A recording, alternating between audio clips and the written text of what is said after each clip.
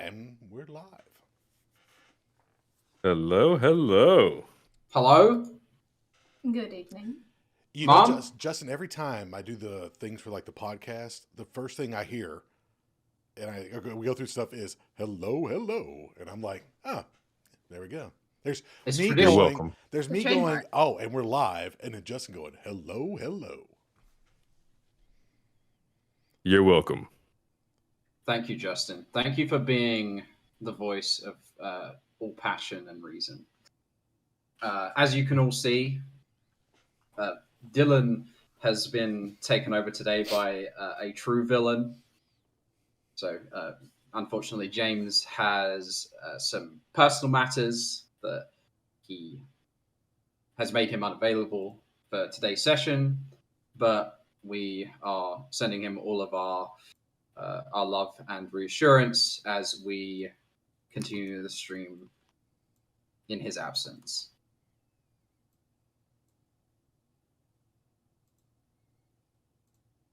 I think we're frozen. No, I know why. It was.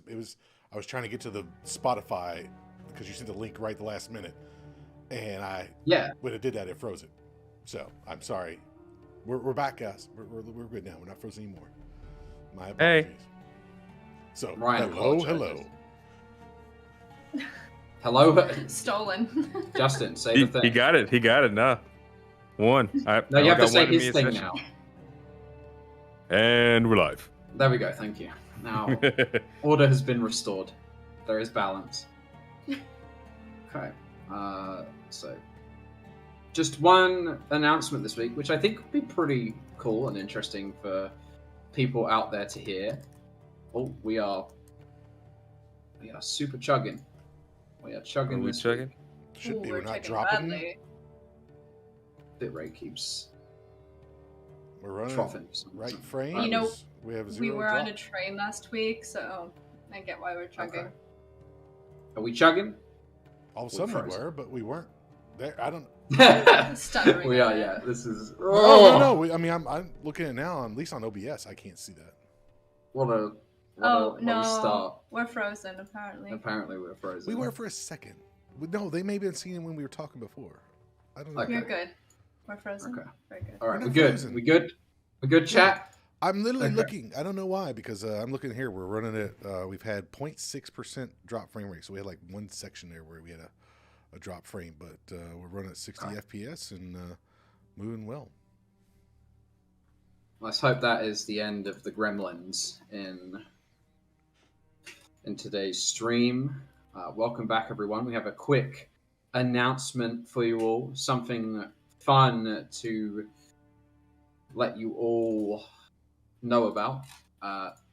In the coming days, I will be releasing a short introduction and guide to a one-shot that will be run in the server for supporters of the stream. It is free to apply to participate in these one-shots. Hopefully we will get up to around 4 per week. 2 of them run by myself, 1 by James, and 1 run by Ryan in the near future.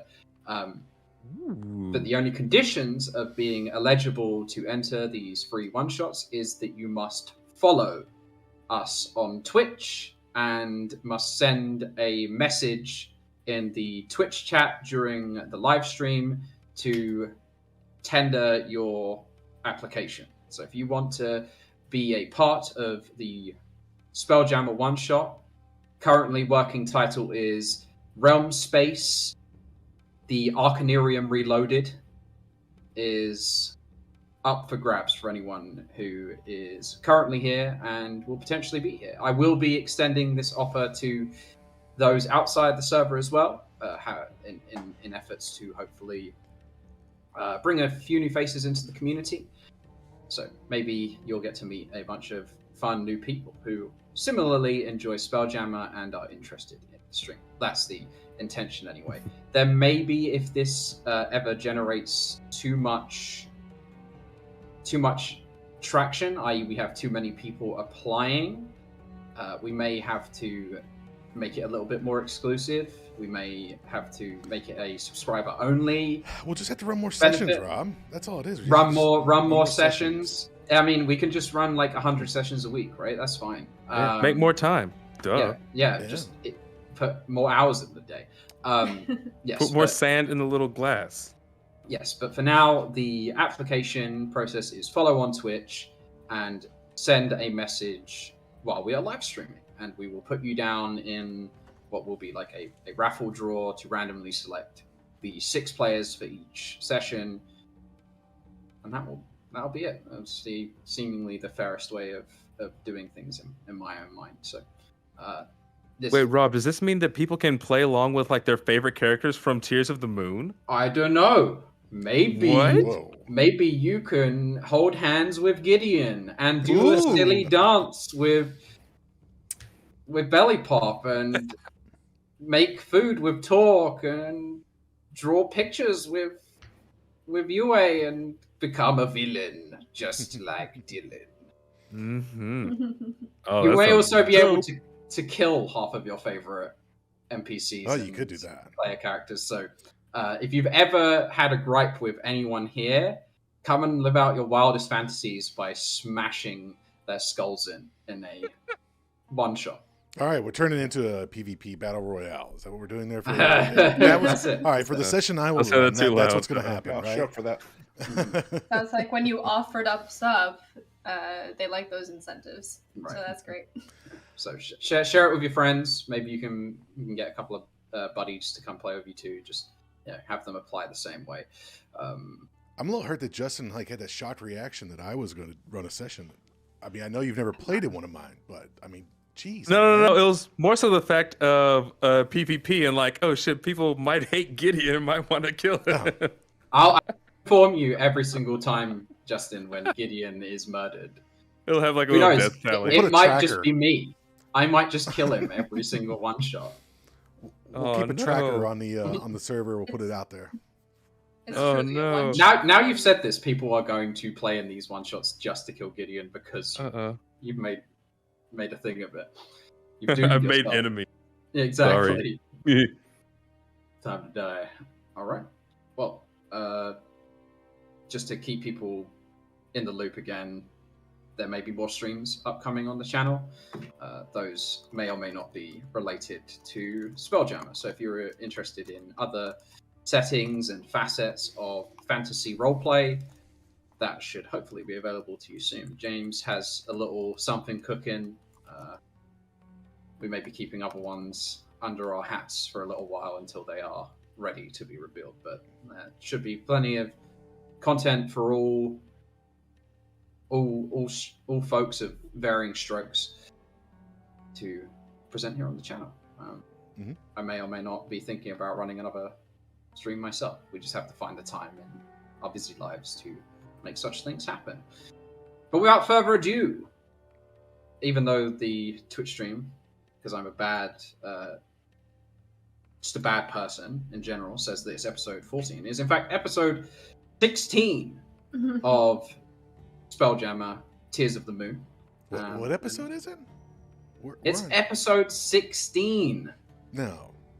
Yeah, I will absolutely. Say, we are up to 12 episodes loaded on for the podcast. I've got those caught up. We'll have 13 and 14 loaded this week, and then we'll keep it up there. But you have now at least we got those all fixed up for 9 through 12. So you've got a ton of hours to catch up on, especially even the IRL bonus episode was done and in there as well. So you got to hear some of those folks that aren't normally on here and a few folks that are. So all those are up. They're on Spotify, iTunes, everywhere, Amazon, whatever you listen to. If there's somewhere you listen to podcasts and it's not on there, you can always hit me at The Overhyped on Twitter. Let me know. I'll get it loaded up. And we'll get it on there added. I thought I've hit everyone, but you never know. There could be something else out there. But also, how many podcast apps do you need? I mean, come on.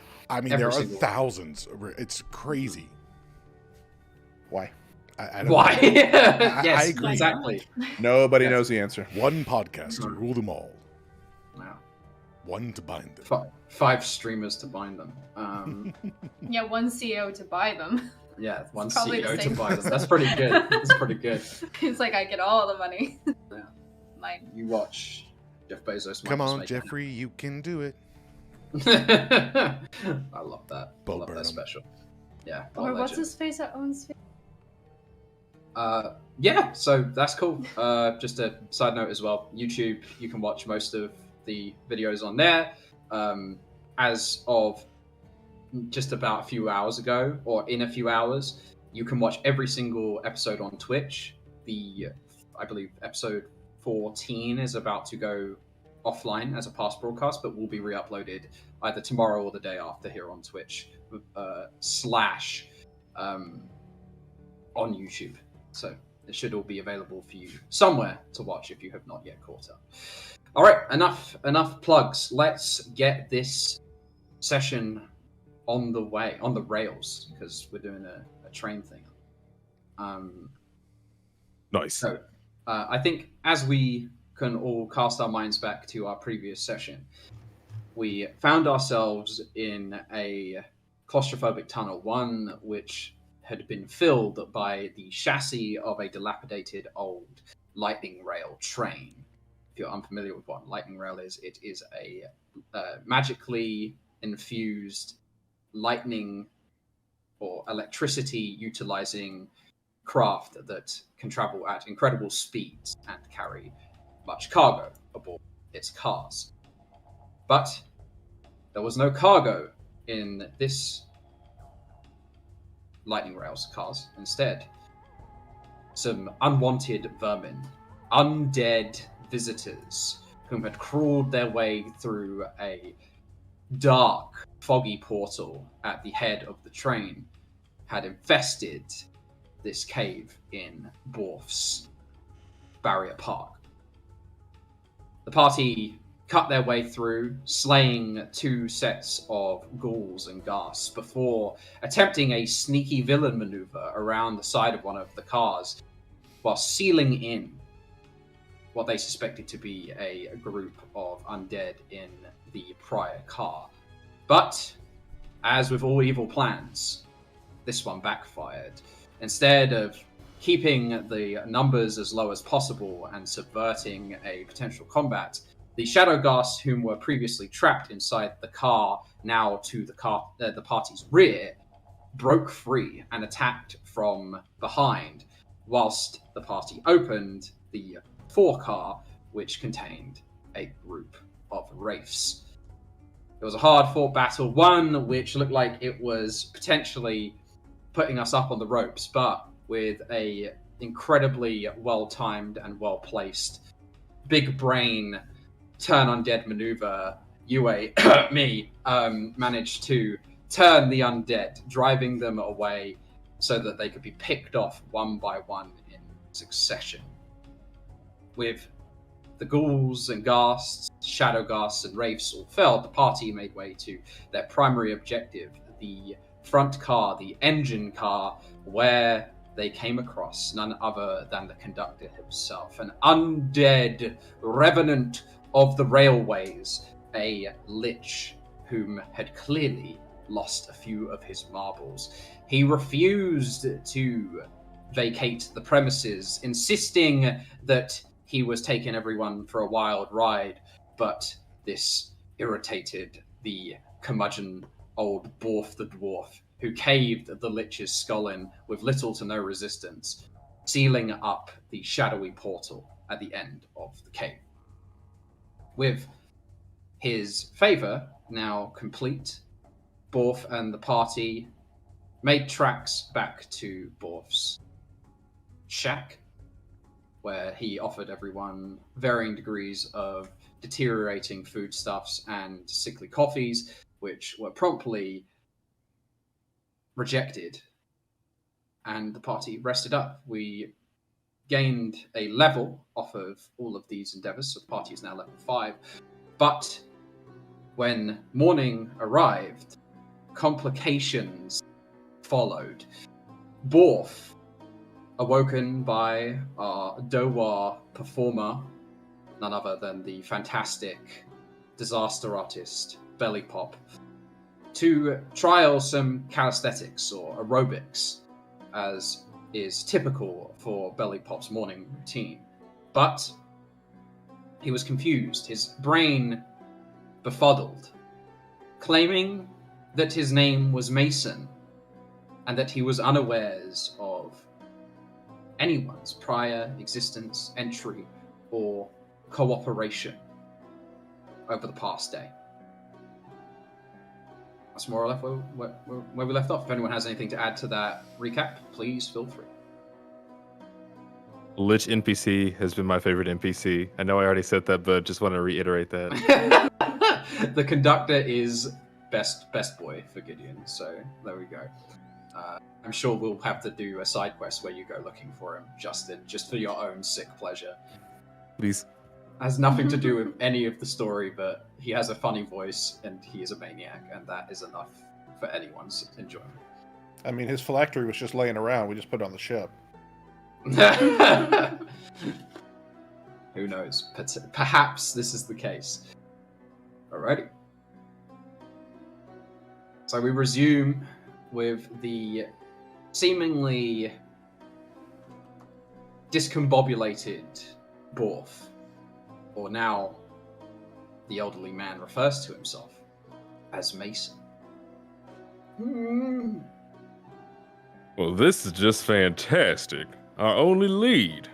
And he goes up and gets confused like crazy. Mason, you say? Yes. Did you like fall and hit your head in the middle of the night or something? No. Well, Mason, do you happen to know where there's another scrapyard nearby? You shakily and very feebly raise his one good hand and point out the window. That way. It's like a scrapyard to me. Not the one we're in right now. A secondary one. Stands there shaking feebly, wide-eyed, staring at you. I will go outside and look and see if I can see. Maybe there is another scrapyard nearby.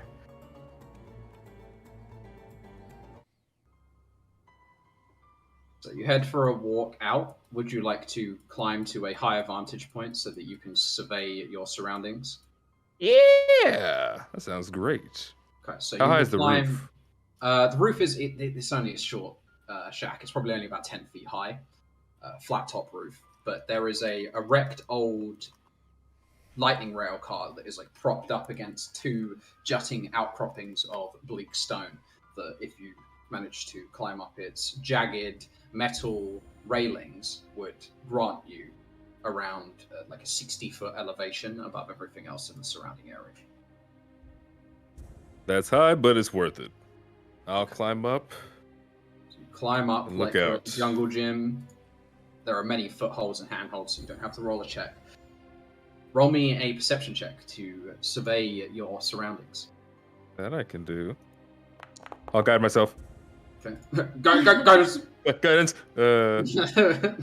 Okay, so 15 plus 4, so we got 19. Yeah, 19. That's pretty good going, all things considered.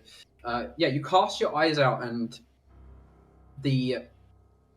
whilst it's fairly dark, right? It's dim light. You're not facing the sun. This is the dark side of Selune.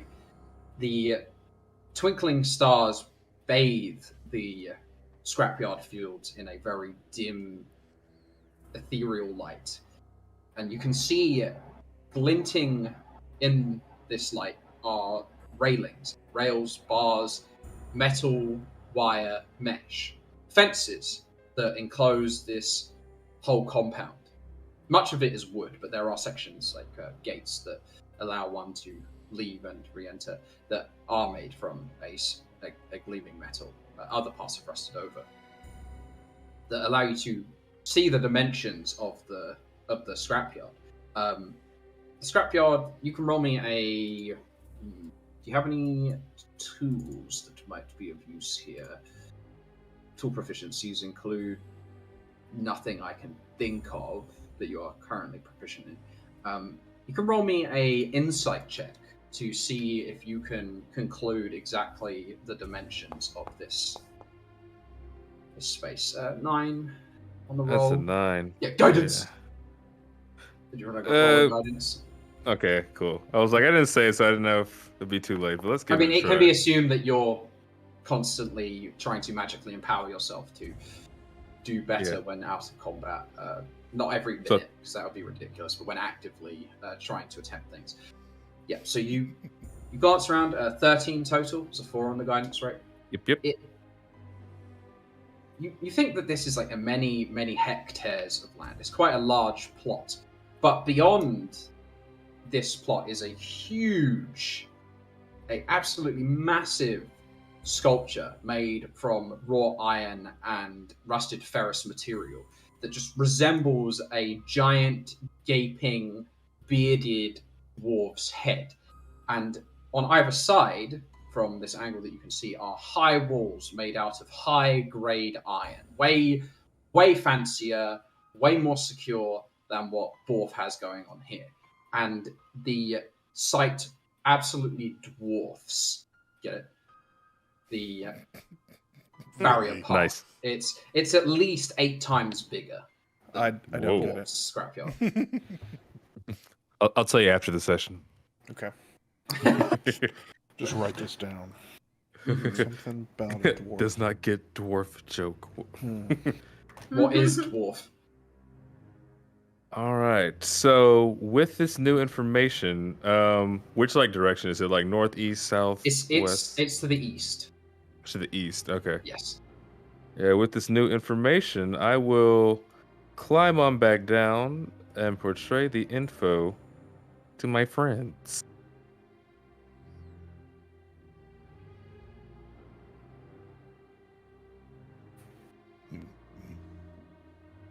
All right, we got good news and bad news. The bad news is we got to do a little bit of walking. The good news is to the east, I see a bigger scrapyard, and we might be able to find our ship over there. How far? How far would I say? Any buildings?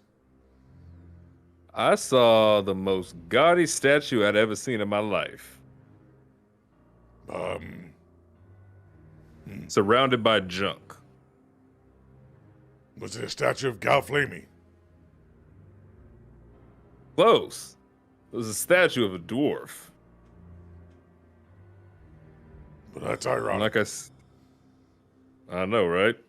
Like I said, surrounded by junk, so I have a good feeling that's where we gotta go. Well, show me. That's where our ship is. Hopefully, but Mason, look down at both those hands of yours.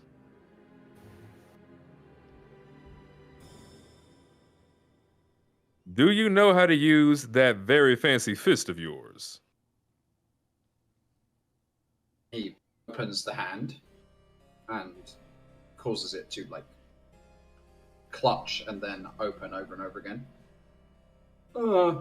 Yes, I think so.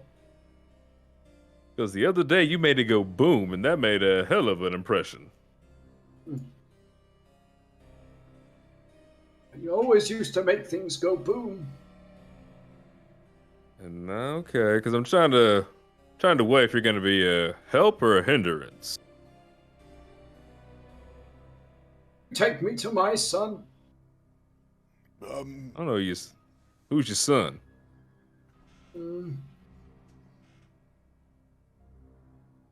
Is it Borf? Shakes his head. Who's Borf? Your son. No. Well, he's forgotten his own son. Is your son's name What is it?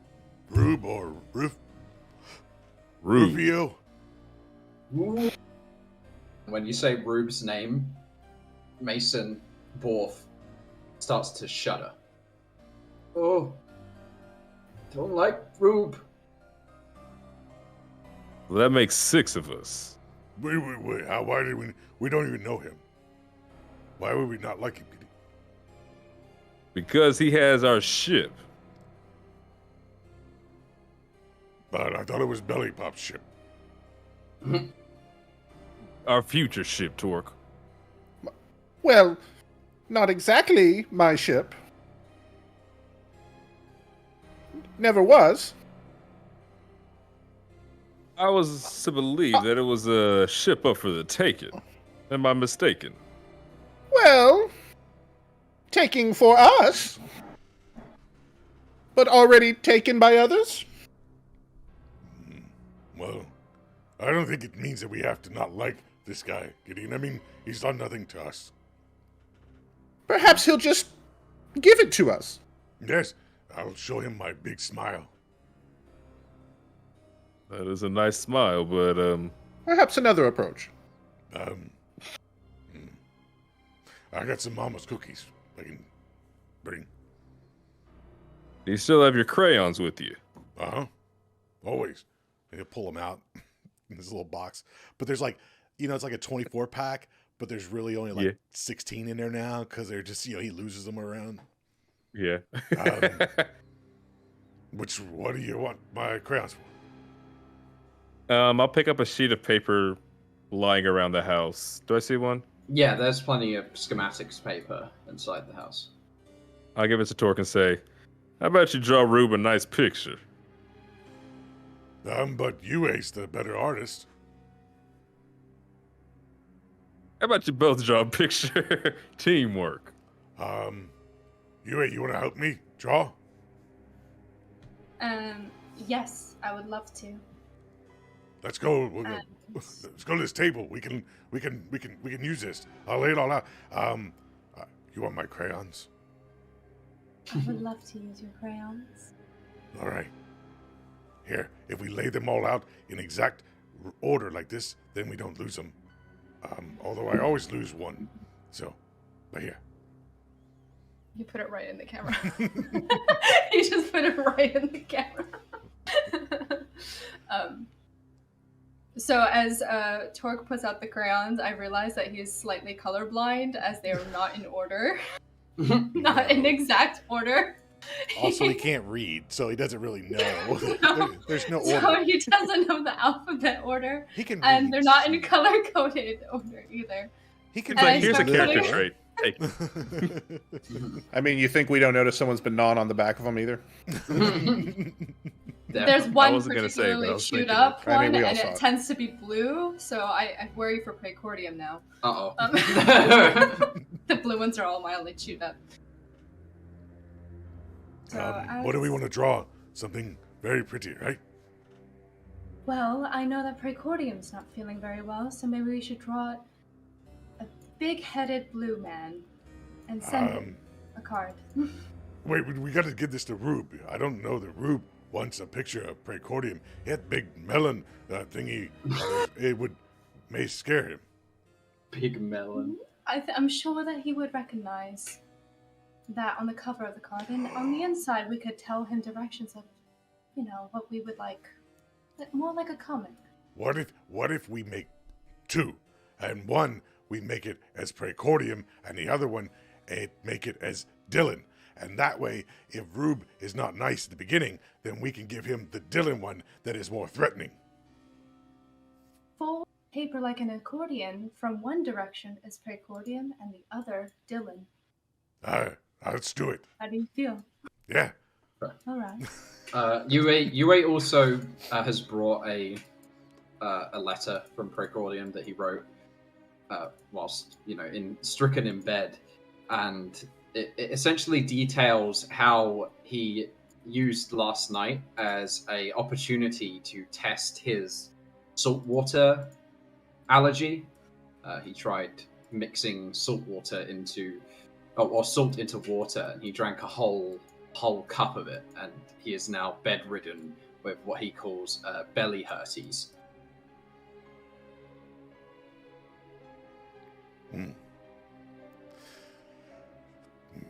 Very on brand of him. Okay, so Yue and Talk. What exactly are we hoping to achieve here? No idea. Just unclear. Like, y'all seem to be on point with what the plan is. I don't know understand it. Gideon asked Torque to draw a picture. I don't know why we're doing a picture. Torque just does what the captain says. They're playing checkers while we're playing chess. Like, I have no idea what's going on. Oh, I'm playing 4-level chess. So get on our level. Wait, it's like Big Bang Theory where there's like all tiered on glasses and we got to do everything? Yep. Okay. Three-dimensional Well, chess. you guys are drawing. So get to it, Christina. Your sheet should include painter's supplies. Is there anything you'd like to do to empower your capabilities as a painter? Yes, I would like to use my channel divinity. Okay, what's your channel divinity? So if I endow my mastery, Okay. it allows me to sorry. Just read it. Just print it out and read it. Yeah. Post it. Read it to us. Oh, Read it to the audience. Do a Ron Burgundy. You don't have to try and, explain it, extrapolate it. I don't know why it's not rolling though. Stay So I'll read classy. it out loud instead.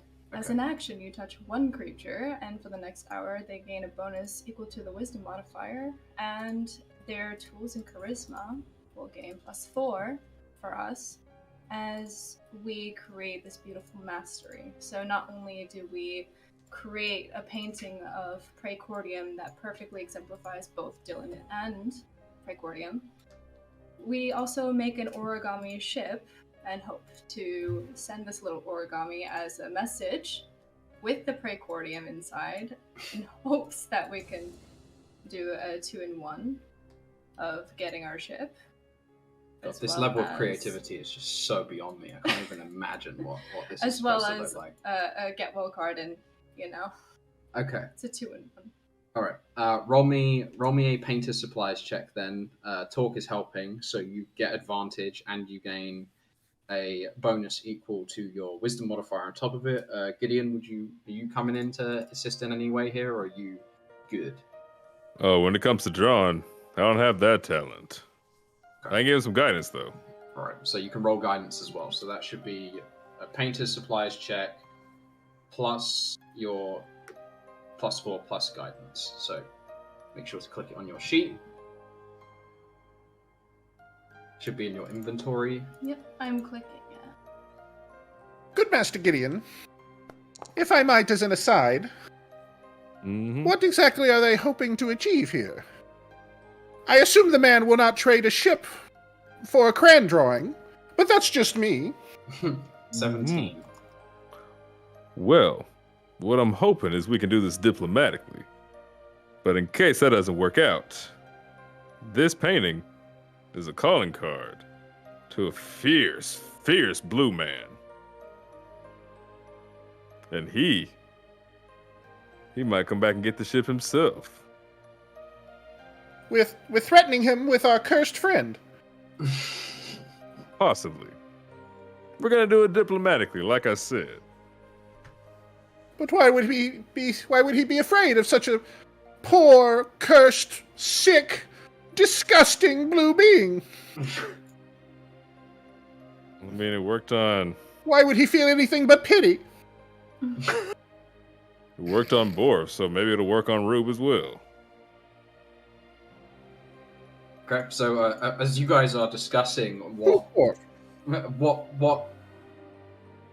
credibility this plan even possesses, Yue and Talk are going to spread out sheets of paper, which is now is absolutely none, which has been made into a beautiful origami / paper cutting masterpiece that's shaped like a galleon ship, on the side of which, when viewed from one angle, shows a miraculous likeness to Praecordium done in blue crayon. And then on the other side, Dylan wearing his demonic mask. It looks good, whatever it might be used for. Job well done. It was all you, Is it? Well, you said we needed for a diplomatic approach with Rube, so here. Right, diplomatic, exactly. Not sure that's the word. That's the word. I heard pictomatic. Hence, Either way, Hydromatic. Oh no. Either way, I'll take it. Much appreciated. Thank you. It's just like when a kid gives their parent like the macaroni part, and no, so but it's actually we're gonna good. put it on the fridge. Yeah. I mean, it's a 13. It ain't great. No, It's a it's 17. It's 17. It was You have to add an 17, extra okay. +4 and +1 because of the Endow Mastery that she used. Her Channel Divinity gave her a +4 bonus to the check. It's still crayon. It's still trash. It's crayon, yes. It's good crayon. It's pretty bespoke. Look, but now my crayons are even getting to nubbins. We had to use so many. I'll get more when we get back. Okay, we're gonna take note, buy more crayons. Oh, you don't have to worry. I take my notes on that stuff. That's Where's my son? I'm very sick. what's I your need to see a son's name? doctor. Shakes his head. Is there anything around here like pictures on the wall or anything like it looks like a family photo or anything? There's a single picture on the wall, but it shows a much younger Borf, still with his original arm, like before he replaced it with his mechanical fist. And he stood very proudly with his hands on his hips, a big smile across his face. He's got incredibly fiery ginger hair, in like a cavalier's mustache and a well-cropped widow's goatee, or devil's goatee, as some may call it. He has coiffed hair that's like receding at the sides, but is almost like in a mohawk, flaying out from the front. And stood beside him is a gnome, with like sallow, almost like olive-colored skin. Her hair is frizzy and dyed almost like claret, wine red. She wears leopard print on her blouse and a bright green sweater. She has a golden chain hanging from her neck. She's wearing Spanx, or the medieval equivalent to Spanx, which are also cheetah print, and the highest of high heels that one could possibly squeeze her tiny little chubby feet into. You can't do it, Rob. You cannot. If I can't do it, you can't do it. I don't know what you're talking about. You cannot do it. If I can't do it, you can't do it. No, they're just standing next to For you. Bowden. They look very in love. For Bowden. They look very in love. That sounds glorious. That's it. That's the only picture. Torque will just. Is that your son? No. What about the lady next to him? She's very pretty. I've seen better.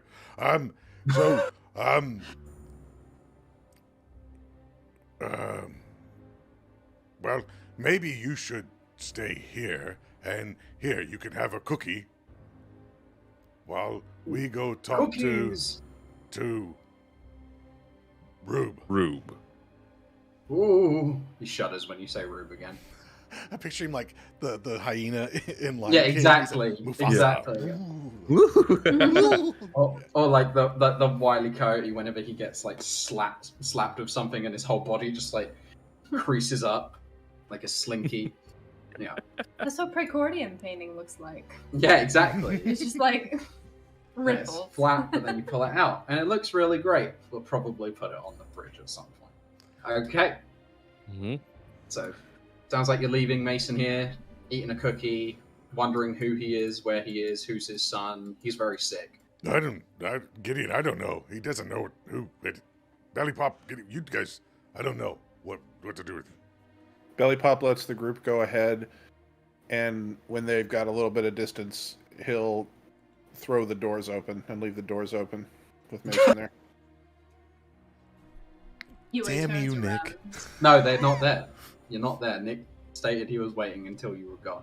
Oh, gone. We're not like 10 feet ahead. No. Him. We're gone. You're doing this so that no one notices you, right, Nick? You're not. Yeah, sure. Okay. Just making sure. I mean, if you're doing it while everyone's watching, then that's different. And I thought we walked out, and it was 10 seconds after. No. Let y'all leave, get some distance. I gotta clean. I got stuff, you know. Y'all travel light, but I have stuff. Fudge and Bucket we're packing Fudge and Bucket. We're packing. They're packing stuff. They're getting ready. You know, we dressed Mason. You got to undress Mason. Oh, that's right. He's in his Jane Fonda workout attire. He's in tiny spandex with his midriff showing. Mm-hmm. So we gotta peel him out of that. And you know, y'all probably took off, and I'll catch up. Yeah, no one wanted to see that. We had our commission for it. Nick, we'll leave the door open. You captain of chaos, you Nick. I swear to God. Every time. This is he's looking for something, and y'all just want to lock him out. I mean, it's cruel. It's cruel. Uh-huh. So we'll throw that back door open, and I was going to come back and get him, but oh well. He won't be there now. You guys leave Borf's barrier park and head out the front gate. If there were any cookies left, I'll stuff cookies in his pockets. Here's a $20 bill. Pin it to his shirt and wish him the best of luck. Like, here's the keys to my truck, and leave. Here's pin a note to his back, says, if found, return to... It just says kick me on the back. Alright. You guys heading over to the big head? Yeah. How far would you say it is? And what's the terrain like in between? I mean, that was like a compound, what you described. Right, so this entire expanse is like lunar waste, right? Imagine the expanse and craters of the moon's surface. It is completely reminiscent of that. There's like pumice and like a fine silt sand over all of the grey bleak stone, and stretching from what is like the dusty scrapyard at Borf's Barrier Park around about, I'll do this in freedom units, around half a mile to the east is the giant rusted dwarf head statue. Which from this distance you could that far, but it's a little bit of height. Yeah, it's a little bit of a walk. Probably take you 5 to 10 minutes to walk there, depending on pace. Yeah. On the way there, I would have taken a red crystal out of chaos, and then I would have put in a distinctly blue crystal. Okay. Mm-hmm. Blue crystal. Blue crystal mode. Blue crystal. Whatever that may be. Mm-hmm. We'll have to see. Mm-hmm. Right. So you're unimpeded on your short walk across the moon's surface. You arrive in front of this, now that you have the scale and up-close inspection of this beast, it looks like the head itself is about 30 feet tall and 20 feet wide. And inside the gaping mouth, through like a set of, like a gap in the teeth, is a door, which is clearly like an elaborate entranceway to the area beyond. Give me an idea of the height again of the 30 feet from 30 feet base of the head to the top of the head. It's huge and 20 feet wide. Can your chicken fly? Can you fly? Can you fly? Are you asking if the dog can your chicken I was just fly? asking Nick outside of it, but I'm sure Mr. Chicken, can you fly? Aren't you supposed to be able to fly?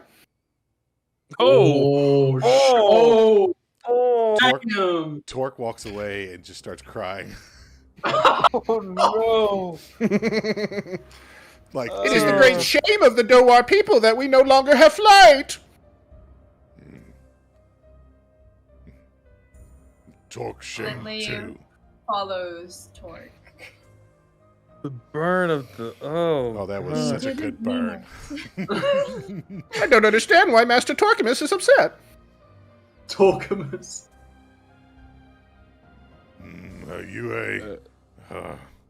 He didn't mean it, I promise. I don't think he doesn't know, but it still hurts.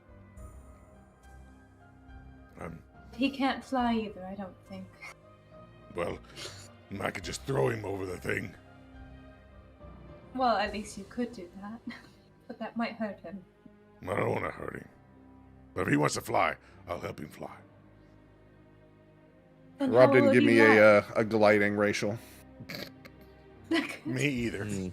But it doesn't Hey, mean... I didn't take your I have gliding one. ratio away from you. Is there a catapult ratio? Well, we should, we should get back and get to them. I appreciate you coming. It's good to see you, too. You're much less robotic than last week. Much more natural, and it feels better. I'm so sorry for last week. I wasn't myself. Last week? Yesterday, I'm sorry. Yesterday. While this whole thing was going on, I would have tried to do a kind of once over of the place. Nice little precursory glance. Okay, roll me another perception check now that you're up close. Okay. There really aren't a lot of visible windows or openings. Ooh, yes. 21. Okay, 21. Yeah, there are no windows. This place seems like it has been set up almost like a fortress. There are no visible cracks or dents. Everything is welded together. All the seams of the metal plating that were used to create the wall and conjoining giant metal statue head are all fused together. Inside, past the gaps in the teeth at the back of the head, which would be the throat, is beneath a dangling it's called a uvula, right? The dangly bit in the back of your throat, which is kind of hilariously just like this glowing red orb on a chain, is a vault door, like a spherical vault door with handles and various keyholes on its front. Oh wait, we can see all the way back into that? Oh yeah, you can just go in. It's an entryway. Oh. You can approach it if you want. Oh, I thought you said there was a door. That's what I was thinking too. No, so the mouth is open. Okay. 2 of the teeth are missing in the middle to allow you to walk into the head. Inside the head is the dangling uvula lamp and a vault door at the back of the throat. Did I see a Spelljammer nearby? No, you see metal walls. There's no spelljammers in the vicinity. I see. Well, shall we go in? Yeah. How much more artistry is around here? I don't know if this is art, but I'll take your word for it, Yue. It's sculpting. This is amazing. I wonder if they know the same skills I have. Your stuff looks better. Yeah, I'd venture to guess you probably have a better artistic eye than they do. For each their own with their styles, but this is quite magnificent. Yue approves. Okay, so well, how would you wish to enter? So you enter inside the head. What do you do when presented with the door in front of you? The vault door, I should. Torque is not going to do what he did last time. I'll knock on the teeth. Okay, you knock on the teeth. They're hollow. They ring out. And then you hear an echoing inside the mouth. And all the echoing sounds like is a low grunt.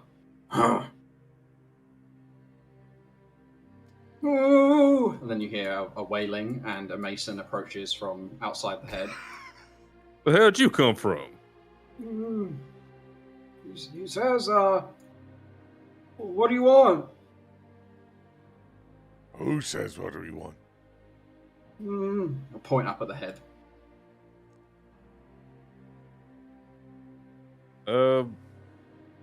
Is your name Mason by chance? I'm Mason. Oh, hell no. That's Mason. No, that was Mason's Mason actually there. talking. Like Borf That is actually behind. is Mason. Oh, okay. Yeah, Borf Mason is here. I thought we had like multiple Masons. I'm like, oh.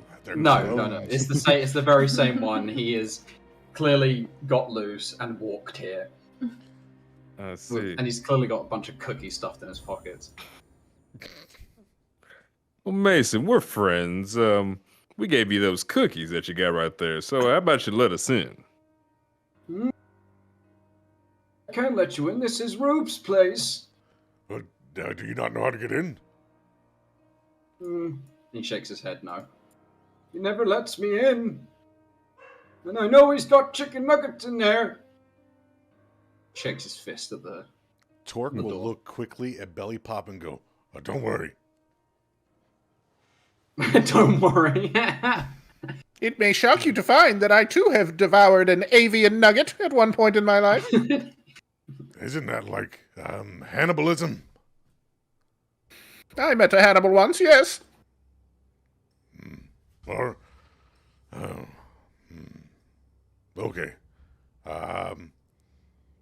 I'll pat him on the shoulder and walk away. Okay. Confused, just You hear the echoing grunt once again. He says, hurry up, or I'll set the dogs on you. We have a business proposition. We'd like to talk to Mr. Rube. He says you're talking to him. So your Rube is... He can hear us. All right. Well, Mr. Rube, we have a nice little gift for you, because we hear that you might have come across our Spelljammer. Says what kind of spelljammer? It's a bit of a freight carrier. I'll look to Belly Pop and be like, right? Well, a splendid, magnificent freight carrier. Previously of the bankrupt cartel.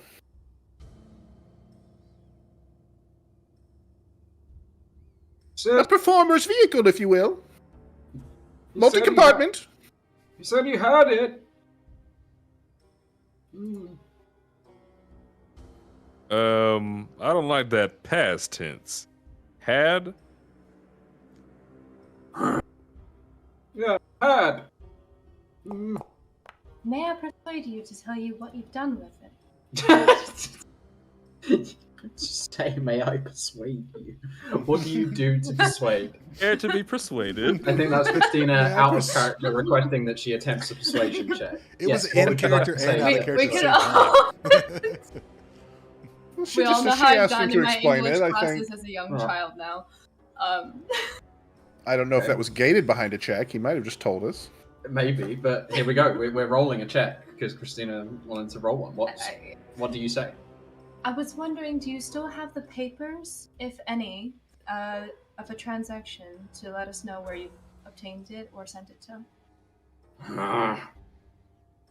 He says yes. And then, as he says that, a sealed compartment at the top of the head opens up and shoots out a scroll, like almost like sneezed it out into the mouth.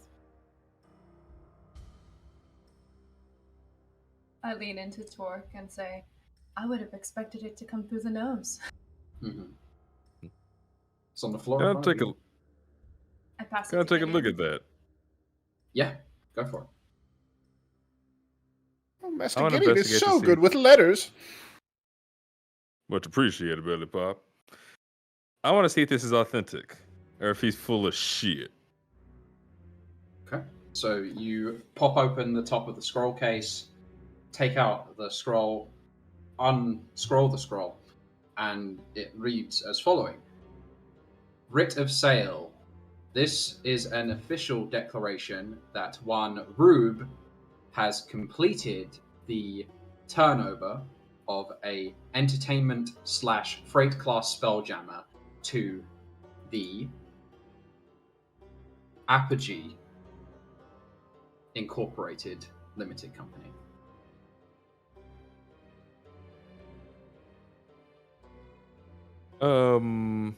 What is an apogee?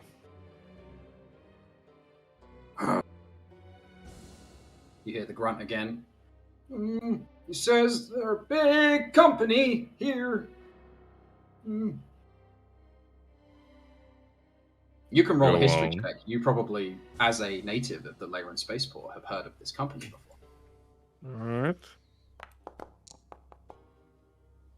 Yeah, so that is a 17. Okay, so you know that the Apogee Incorporated Limited Company, otherwise known to the residents of Realm Space as Apogee Megacorp, is the largest wholesale company in the entire crystal sphere. They are the biggest importer, exporter of all manner of freight, and they engage in all manner of other financial and economic endeavors. They are a huge corporation.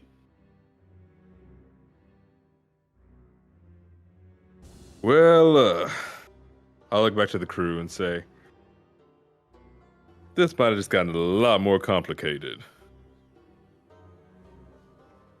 You see, Apogee pretty much owns the biggest mega corporation here in Laren. And if they have it, well, we gotta get our hands dirty if we want to get it. They're not likely to give it up for anything.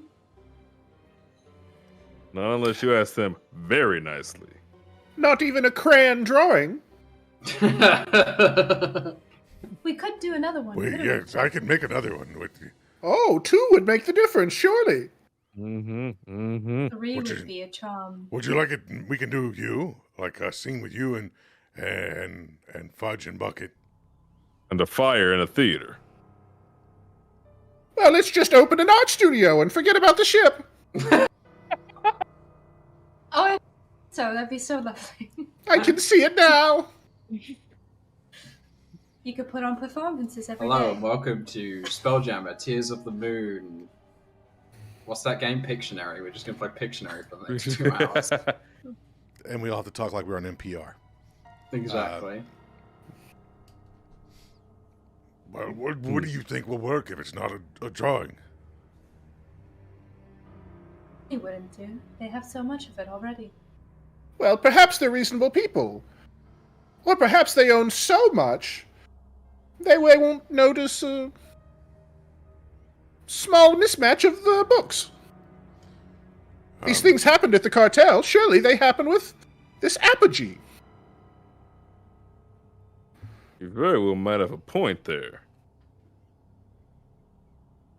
Do I remember, like, the nearest Apogee, like, fulfillment center?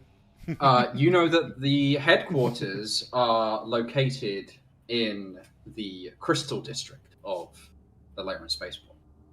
A gleaming financial hub where many a powerful incorporation, limited company, find their towers. Basically, where it's like the Wall Street or the Canary Wharf of the Leyland Spaceport. Can I dig into Gideon's knowledge there, like, on Gideon's behalf? Because I don't have it. Okay. Would Gideon know if that is like a corporate headquarters, but not the place where they would store things like large spelljammers? Right. Yes, you would know that it is an office. It's for bureaucratic and corporate purposes, not for, inventory and stuff. But it's the place you would definitely go to figure out what happened to things, where they were taken, where they were placed. Got it. Okay. That's where you would go to, oh, my Apogee parcel was misplaced. I want to file a complaint.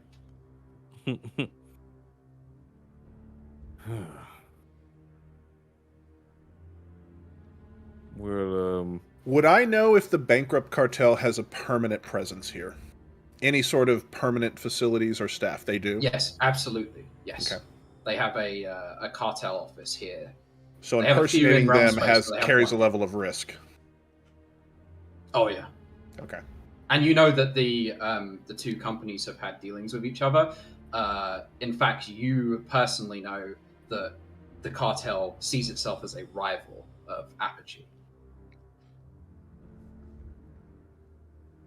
As Doar do with basically any other business, exactly.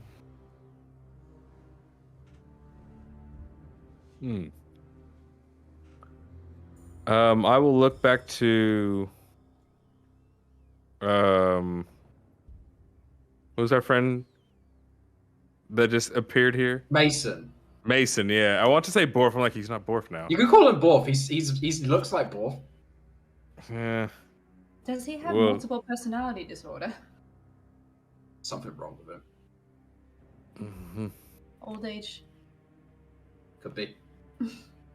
Well, thank you for your time, but I think we might be going now. As you say that and hold the Brit up, it's like almost like magnified out of your hand and taken back up into the nasal cavity of the head. Oh, what, the nostril? No, so you know, like you in your throat, you have like a connection okay. in here, like where your nose, your nasal drip is, right? Like that's called the that's goop drainer. The goop drainer, yes, the technical term. Thank you.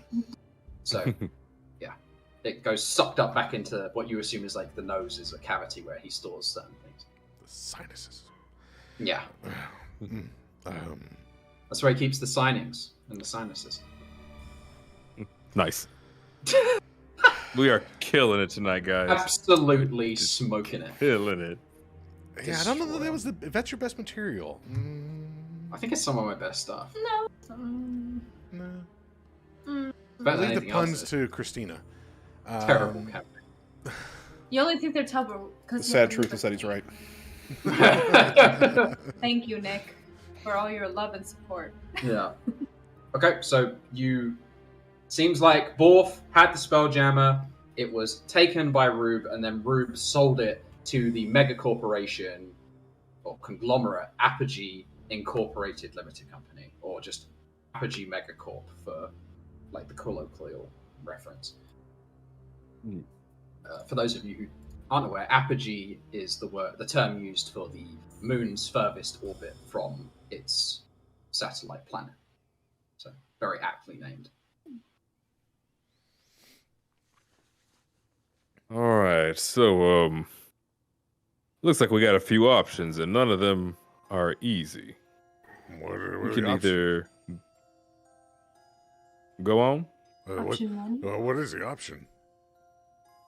Well, we can either try to steal the Spelljammer from a mega corporation, or cut our losses and try to find a more legit way to find this spell book. Or this chef's book, sorry. That's it? Our luck and chances of forging papers to say that it was supposed to go to Borf's junkyard instead, so we can retrieve it from somewhere we know. We just saw the Well, I believe it already did. Well, if I'm following the chain, it went from Borf to Rube, and then to Apogee.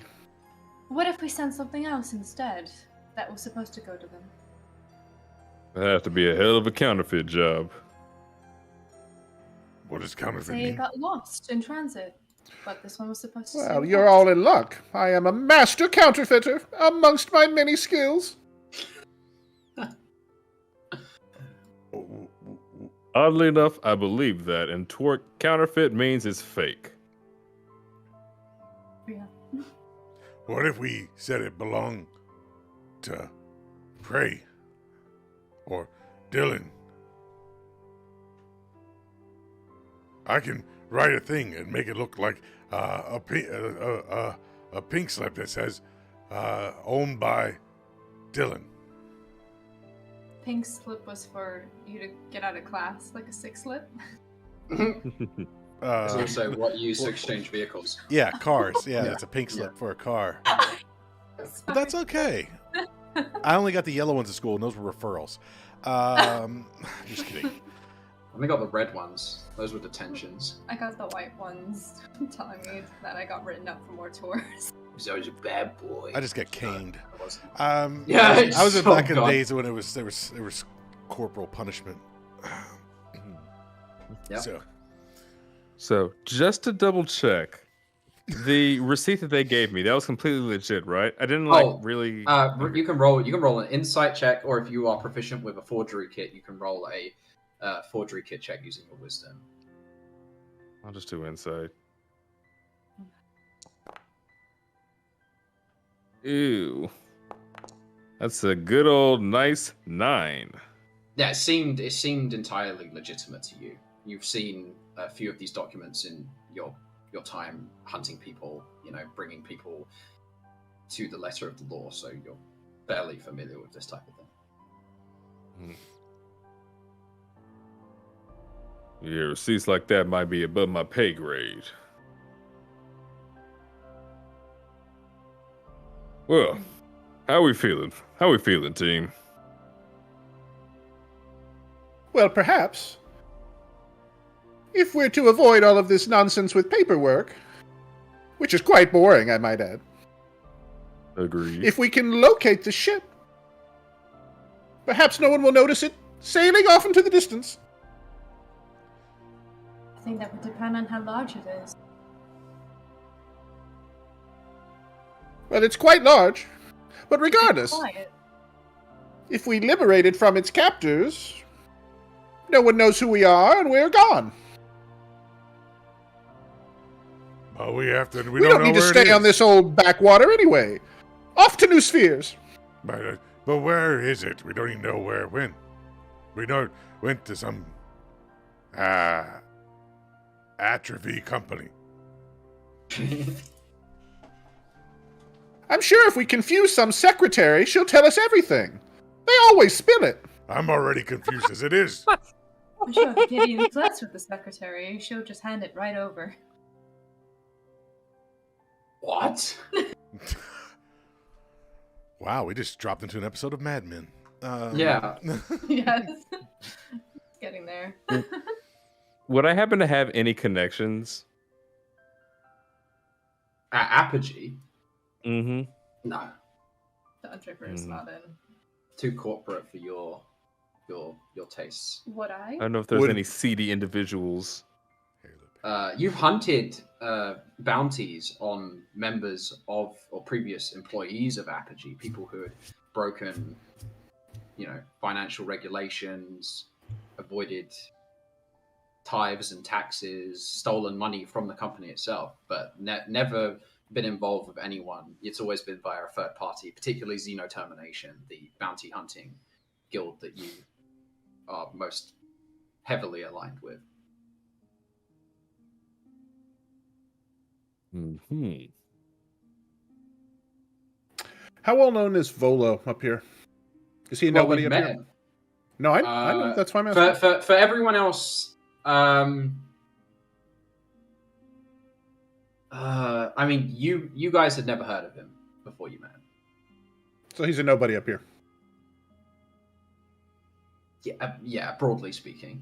Okay.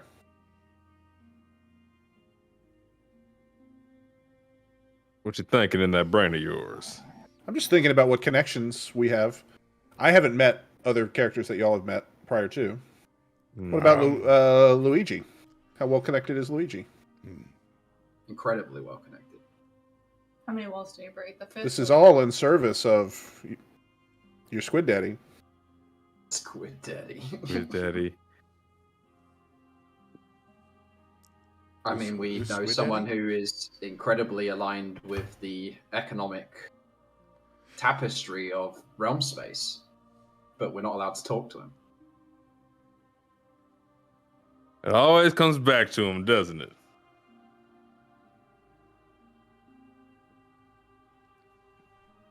Come back to who? You best. What's his face?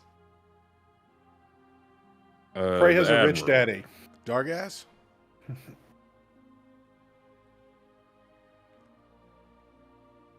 I was talking about the Admiral. Oh. Him as well. There's another Yeah, one. we can't talk to him either. You guys have a lot of powerful friends. A lot of well in the know. You know who's on the moon, Gideon, that we could maybe talk to, who could help us out, who's a little bit well, does some things shady, is the guy in the pussycat wagon. There we go. The whatever, the Panther Mobile. The Sex Panther. Yes. Laser. Yeah. Torque knows, but I know, but Torque. I'm just letting the audience know who you're talking Yeah, about. sorry, Laser, Yes, the we won't do Tabaxi. that. Yeah. Who also Actually, is did I- connected to the most powerful individual in the Jungle Ward. Did I really even meet him? Because I was just aboard his ship and I was knocked out. Well, you were laid out on his heart-shaped, satin-covered bed for a while, and Hey, With fuzzy hey, pink handcuffs on. hey, they were gray. That's how you woke up. They were grey. So it's Laser. Just thinking, where we could go with. Did the Sex Panther just get us there? To Capri? No, it's small, Gideon. It's not Too small. big. It's like, it's not right. It's like the same. It's not much bigger than a. Equivalent of a Spelljammer motorcycle. It's smaller than the Artemis. Yeah. Oh, super small. It's like a studio apartment. It's got one big room in it where there's a bed and the helm. It's a personal vehicle. Picture from You Thor shit in the corner in the Ragnarok, back. the one guy. Damn it, I'm losing my brain here. But Thor Ragnarok, when he steals a ship and it's like this is where he does his partying and his groups of naked people on it for his birthday. The fireworks shoot off. Anyways. I was just gonna let you finish that out. Yeah, I was dancing around the word, so I was going to leave that word alone so we don't get in more trouble. I've already said one. I didn't say it again, Rob. I don't know why you looked at me. Say it. Fine. It's fine. Just rewind it if you want to hear it again. The timestamp is. All right, but we got to get moving. Yeah. So, You have what are the options? Let's lay them out. well, You can go. Gideon's only go giving us to one Apogee. option. That's to go to the It was Apogee, two. and the other one was to just leave. That's not an option. That's just giving up. Belly Damn, Pop how knows one, but inspirational. he hasn't shared anything, so we don't know that. Knows one what? Well, I have one that you have knowledge of some stuff that we don't, but that would be something you could do and cause chaos in only the way that Nick could cause chaos. I'm not sure what you're insinuating. Honestly, I legit don't know what you're insinuating. You know that the two companies are rivals, the cartel and the Apogee, and I'm assuming my thought. And we cannot use this obviously now because I'm saying this out loud, is that you could tell, if you told the cartel that the Apogee has their ship, they're going to be pissed. But now we can't use it because They fired me. Well, the people up here may not know that they fired you down from there. Maybe not, but What if we forged a letter to them? I mean, it's not like they did a sending and or a message and we're not on great terms. Is my only point. Well, that's true. Okay, and you probably weren't on great terms before that, anyways. Interpol. Well, Red probationary period, they called it. And then the other one, I think we have to go get it, and we have a master counterfeiter. Where? Right there. Again, it won't even be necessary. We just find the location And go But- steal it? and cruise on out of there. Who's going to fly it? Well, it just so happens that I am a master pilot. What luck that you found me! Oh, you know how to fly. Accordion wakes up, he could do it as well. I want Yue to fly. She deserves a chance. I mean, if you trust me enough, I will. Well, if you want someone inexperienced in such a large vessel, I suppose. You have no clue the experiences that I've had. Damn. Shots fired. You're a pilot, then? Of course. One of the best. Well, we might need to put that to the test. But first and foremost, we got to find out where the dang thing is.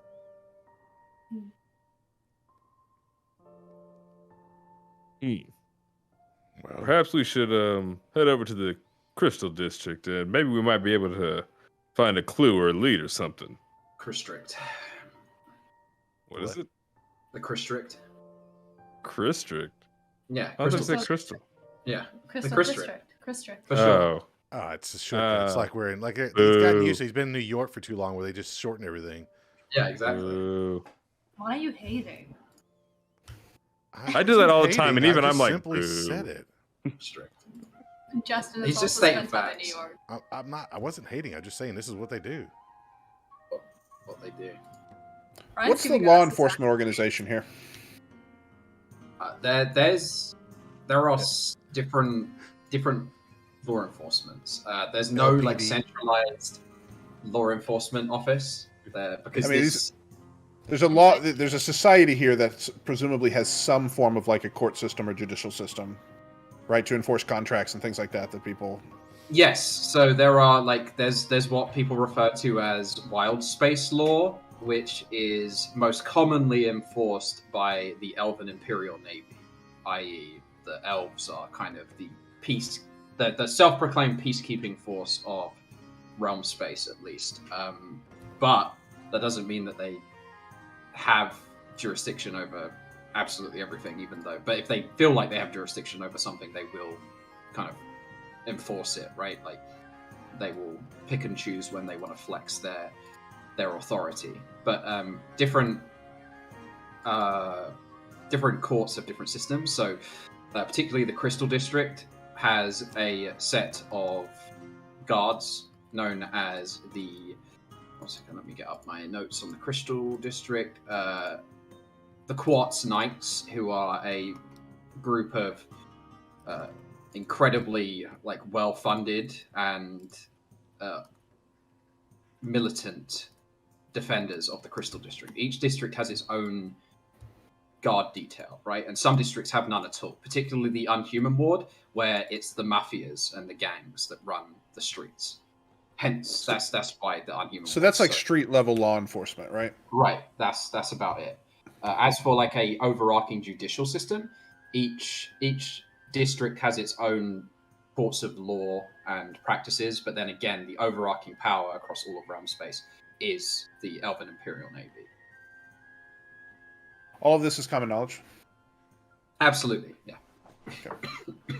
Knowing the particulars about each district's law proceedings is obviously like more minutia, but the general gist of it is, yes, that each court has its own kind of authority in its own areas and in its own dealings, right? So if you do a deal with someone in the Crystal District and you sign a contract, that will be upheld by the forces and the judicial system of that district. And if you decide to run across wild space or something and they want you brought to justice, they will either do so themselves, hiring bounty hunters, private contractors, or they will request that the Imperial Elven Navy intercedes on their behalf, right? Yeah, okay, that makes sense. I think I may have just the idea. What you thinking? Well, Mr. Gideon, as you informed us of these Quartz Knights in the Crystal District, surely they would be the investigators if there was some sort of a report of a fraudulent transfer? So, what if we simply impersonate the Quartz Knights. Then surely Apogee, for fear of legal retribution, will tell us the location, so we can verify ownership. And in so doing, we'll take it for ourselves. That's a good plan with plenty of risk involved. Plenty of risk involved. We won't do it as ourselves. I'll be the Darkwing. And so on and so forth. You can be Mr. Diggity or whatever it was. Mm-hmm. No diggity, you mean? Yeah, that one. Oh, it's uncanny. But we would need costumes for it to look like. But did you not know I am a master of disguise? But Torque is not. Well, I'll do your makeup.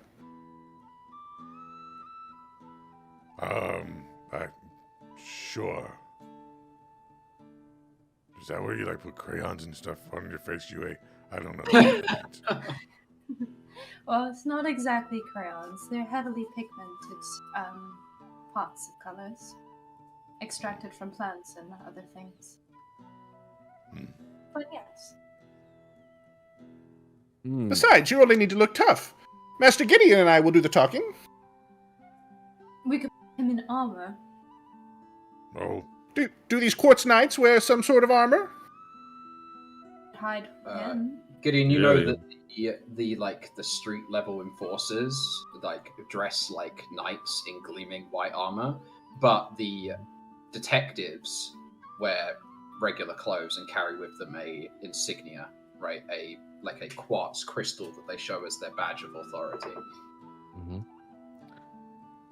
Wait a minute, we got like. So you could walk in like all black suits. Detectives. Yeah, exactly. So we're gonna look like Men in Black. I mean, it's up to you how you want to dress. Oh, we should get dusters. We can all wear dusters. I love like this. It is pretty fashionable. Yes, like that. Yeah. Can I get sunglasses? Oh my God. Sure. Does it have to be black? Or can This plan is coming together. You have to wear I don't think it has to be black, UA. But maybe. I want mine in black. It's slimming for me. Mine in midnight blue, a couple shades lighter than dark. Well, I hope y'all can find that within the next day. A little bit different. I don't like wearing black.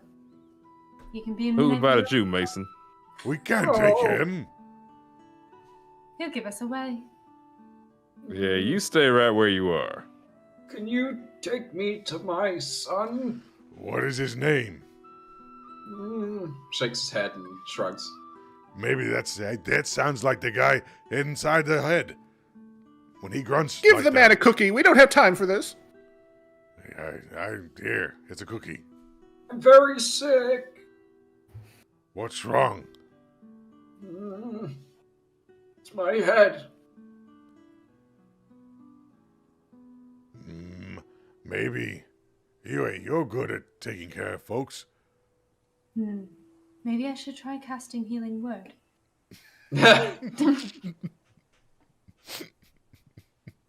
Or bless. Oh, bless. Oh, bless. No.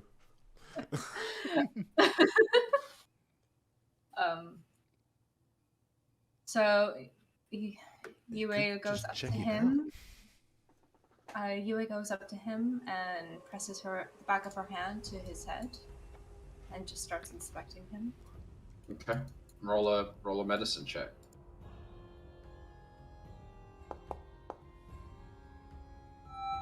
Oh, that's great. Okay, so you put your hand on his forehead and kind of like close your eyes to feel this pressure in his temples and on the front of his dome, and you can hear almost like a swishing noise coming through the tips of your fingers. You can feel this sense of something writhing around inside his skull.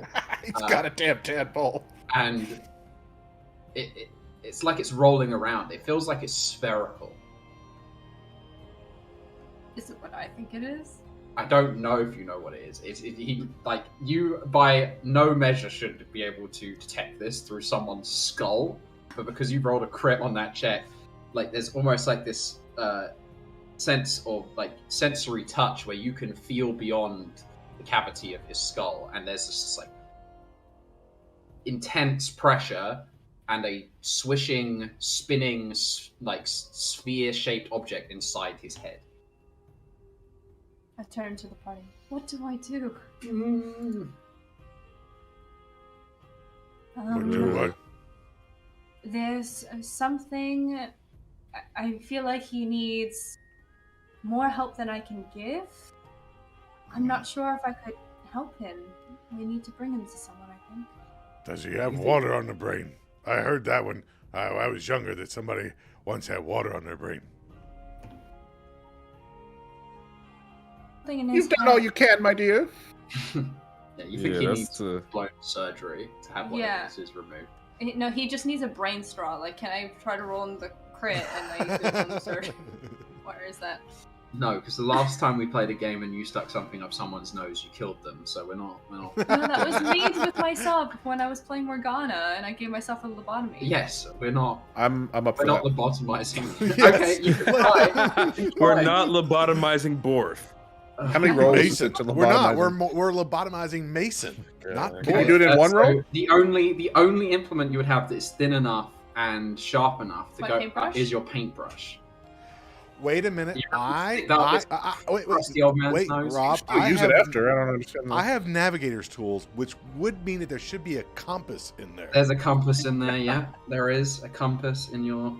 There's also all kinds of like raking tools and pins in a thief's tools kit that Gideon could offer. You know. Well, let's crack him open. Come on.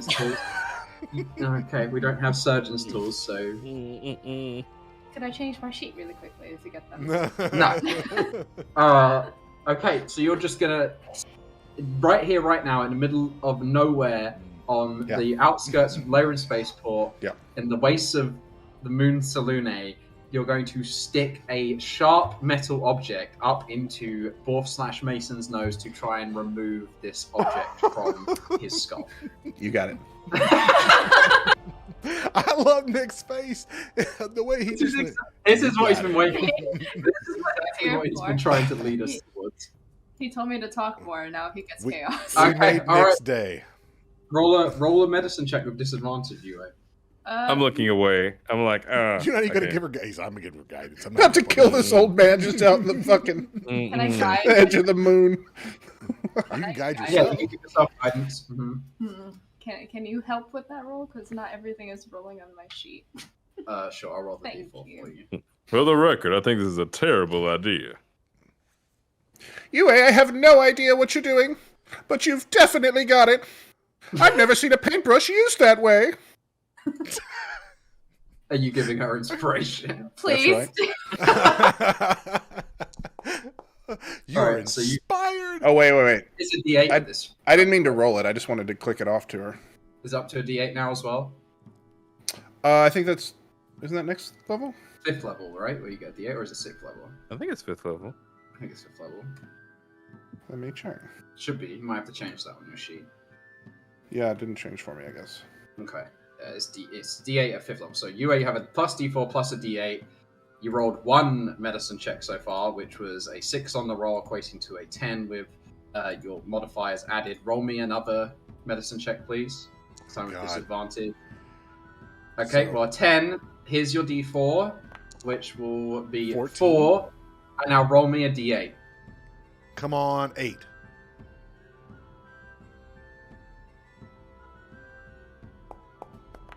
Holy 7. God. 21.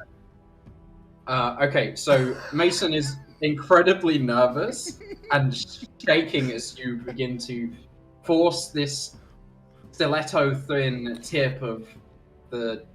You're using the paintbrush, right? Yeah, can it be kind of like spiritual weapon where it's like a little worm slowly tugs it out? So you're like imbuing it with some magic, so that there's a little radiant, like a gamma knife. It's more bleeding than I expected. At the end of the. You know the thing that holds a diamond? Those little prongs. that? And when you stick it up his nose, like at first, it's just like having a COVID test. Very uncomfortable. There is a level of discomfort. He's shuddering. His eyes are kind of watering a little bit. But then you go past that barrier, up past the sinuses, and into his brain cavity. As you do, you feel something is like almost blocking that entranceway. And by your many studies of anatomy, you know that there should be a space there. So you start to use the serrated end, like spin it around, almost carving at this incredibly. It's rubbery and stiff, but also slick, and it keeps turning every time you poke into it. But you carve it up. You're like trying to micro slice it. Making scrambled eggs in here. Scrambling this until it sounds like it pops, and a rush of clear, like slimy effluence comes out of his nose and goes all over your hands. His eyes roll back into his head. He passes out, and you let go. And as you do, you see following the slime is this like rubbery, desiccated eyeball that you have carved into pieces that you pulled out through his nose. Now I see the problem. He had an extra eyeball in his head cavity. You actually successfully managed to extract, doing a very rudimentary form of keyhole surgery. Nick, I can't believe you fucking Thank you, Nick. made that whole thing happen. Beautiful. Thank you. I didn't do it. I contributed very little. You absolutely pushed for that to happen. We played with magic. You could have legitimately killed this poor senile old man. Pooh Daddy would have been really upset. He wouldn't have remembered. He can barely remember his real name. Right. Well, he's just passed out on the ground now. Well, job well done. Should I patch him up then? Hey, is he breathing? He's breathing. He's actually snoring like he's asleep. Well, I can just carry him until he wakes up. Probably best not to disrupt him. Just leave him be. No, we can't just leave him here, Belly Pop. What if he doesn't remember who he is? Then he'll be in the place he hates the most. Well, surely he'll remember something now that you've taken that out. Torch just picks him up and throws him over his shoulder. Let's take him with us. Okay, so you're taking unconscious Borfson to the Artemis. All right. Just put him back in the house. We're gonna pass the house on the way. Just leave him. Put him in the house. He's fine. I'm hoping that he will wake up as I'm jostling him as I walk. No, he doesn't. He continues to snore. Well, I'm just hoping once we get Belly Pop's, ship, there's enough room. Just put him back in the house and leave him be. Do you want to leave him in the shack, or are you going to bring him to the Artemis? Gideon, we have to bring him. Why do we have to bring him, Torque? He's not getting my room. He can take mine for now. But what do you want me to do with him, Captain? Well, we just shoved a straw up his nose and pulled out an eyeball booger. Yeah, that was very disgusting. But he seems to be aligned with Rube. So maybe this is Rube's problem now. You're so wise, Master Gideon. Appreciate it. So, you want me to do what with him? Set him right back in the teeth, and we should head on about our own business. Right over there. You can prop him up. All right. Should we write him a letter? Just so he knows who he is in the morning, or whenever he wakes. Yeah, we can, here. You write the letter, Yue. Here's my crayons. Yue takes out her paintbrush and one of Torque's crayons and starts writing painting a very detailed comic of everything that happened, so he knows exactly what I did, just in case he needs to go to the doctor the next day. Wait, you're drawing the whole comic book of you doing the lobotomy? Yeah, I'll take like 10 Are we minutes. mementoing this guy? Yes, we're mementoing. It looks like it. Definitely not evidence that can be used later. Definitely not. I didn't draw myself. I just drew it from my It's like a stick perspective. figure drawing of... Make sure you put the bottom, you're welcome. I just drew like a long tool with a low eyeball and a nose. Okay, good. All right. Now that calamity is done with, we will take our break because I need to go and mentally recover from that experience. All right. Well, we'll see everybody back here in, 5 minutes, Rob? Or what's your time? All right. Bye. We'll see everybody shortly. And we're back from break. Make a mind. What's up? Anyone do anything fun? While we were on break, I journeyed to Canada and back. Pretty sick. Nice. I hope everyone booked their therapy appointments so that they can talk to stuff what's happened. I will set up the calendar in the Discord. They can feel free to hit me up. Talks. Just a talks therapy service. Okay. So how do you feel today? You feel free to lay down and rage. Okay. Well, the crew is back aboard the ship. Precordium is too out of commission with his tummy hurties to fly the Artemis, so he just gets sicker and sicker. I'm gonna make him some soup and leave it in there for him. Don't put any salt water in the soup. He doesn't eat salt? No. Like everything he's been eating is unsalted? No, he eats salt. He has to. I season Yeah, just not liquids. It can't be with water. Yeah. It can't be liquid and salt together. But he's had my soup. Ignoring that all food in the known universe has both liquid and salt? Exactly. He drank a margarita at the yes. bar. Yes. That's no salt on the rim? He's clearly not allergic. He's just a hypochondriac. Well, I'll make him some chicken noodle soup. All right. What's While you're some salt making on the chicken side? noodle soup, someone has to fly the ship. Who's going to fly the ship? Will it be me or the Dowaji? I mean, do you want a master pilot or not? I don't know. That's what they would get if they had. I don't care. I don't. In character, I will make my claim, but I don't care. Well, since we just met you just the other day, maybe we'll go with Yue just for this time around. Sounds fair. Okay. Yue, roll me a Constitution saving. Don't blame me if something goes wrong. I'll remember that. Thank you.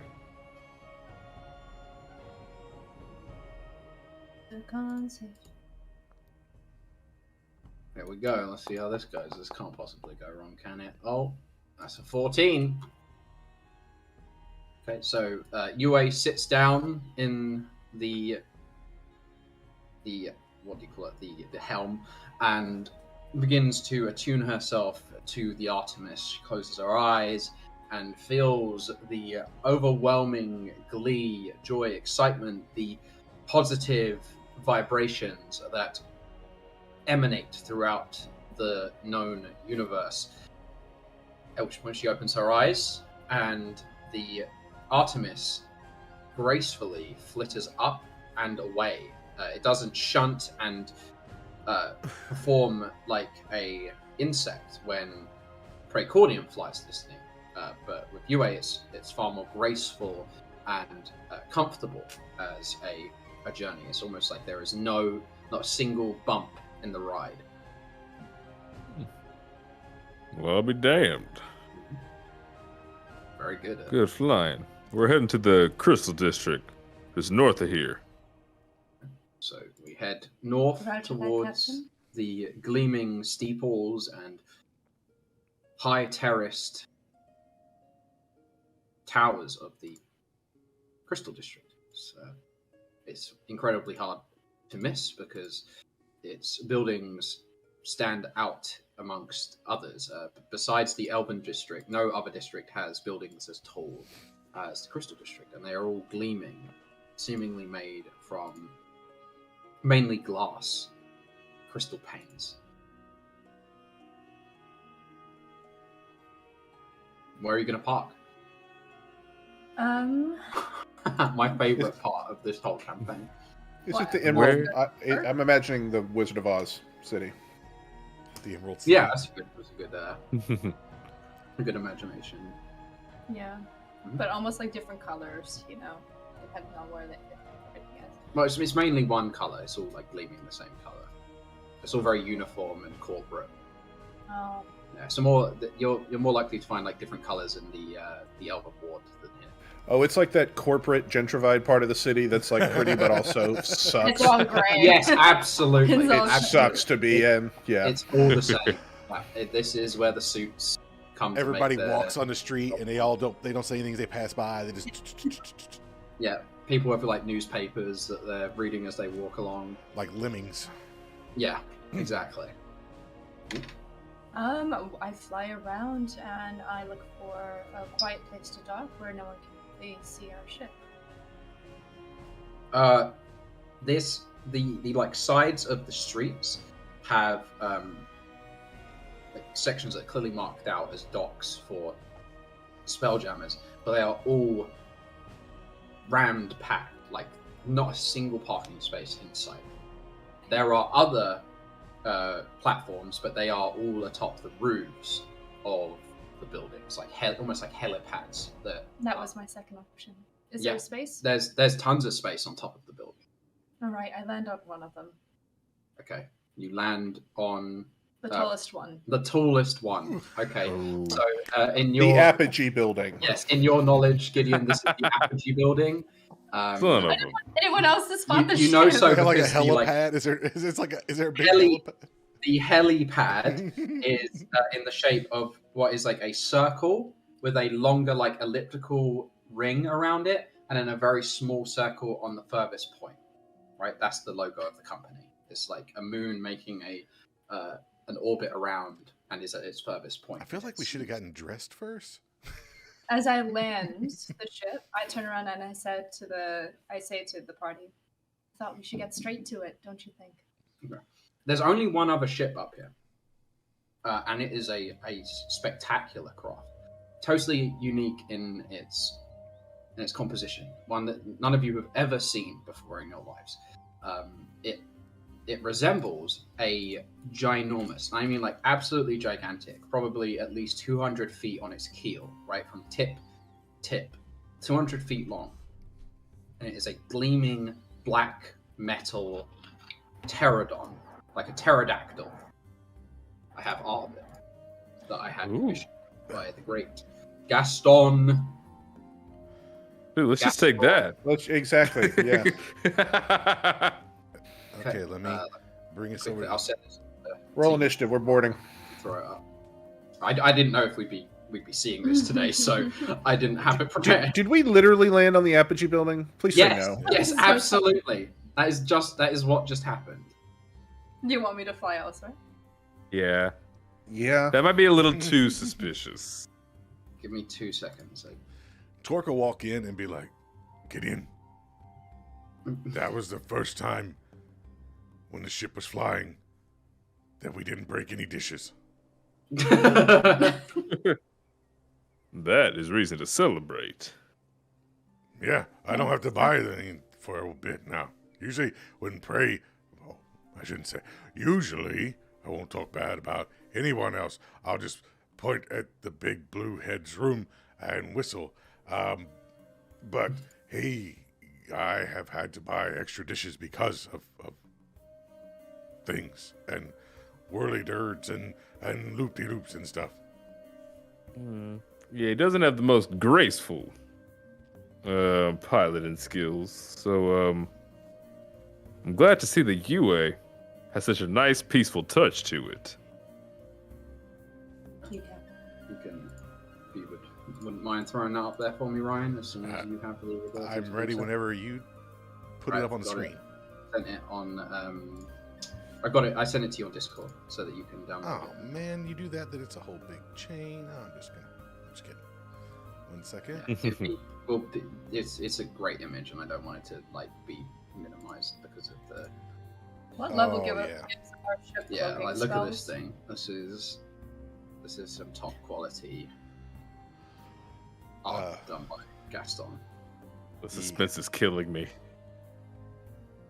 The suspense of I the mean, ship you can look getting off at of the it, Justin. building. It's in the stream chat for you to view, but the audience will have to. Ryan will have to put it into his OBS and show the audience.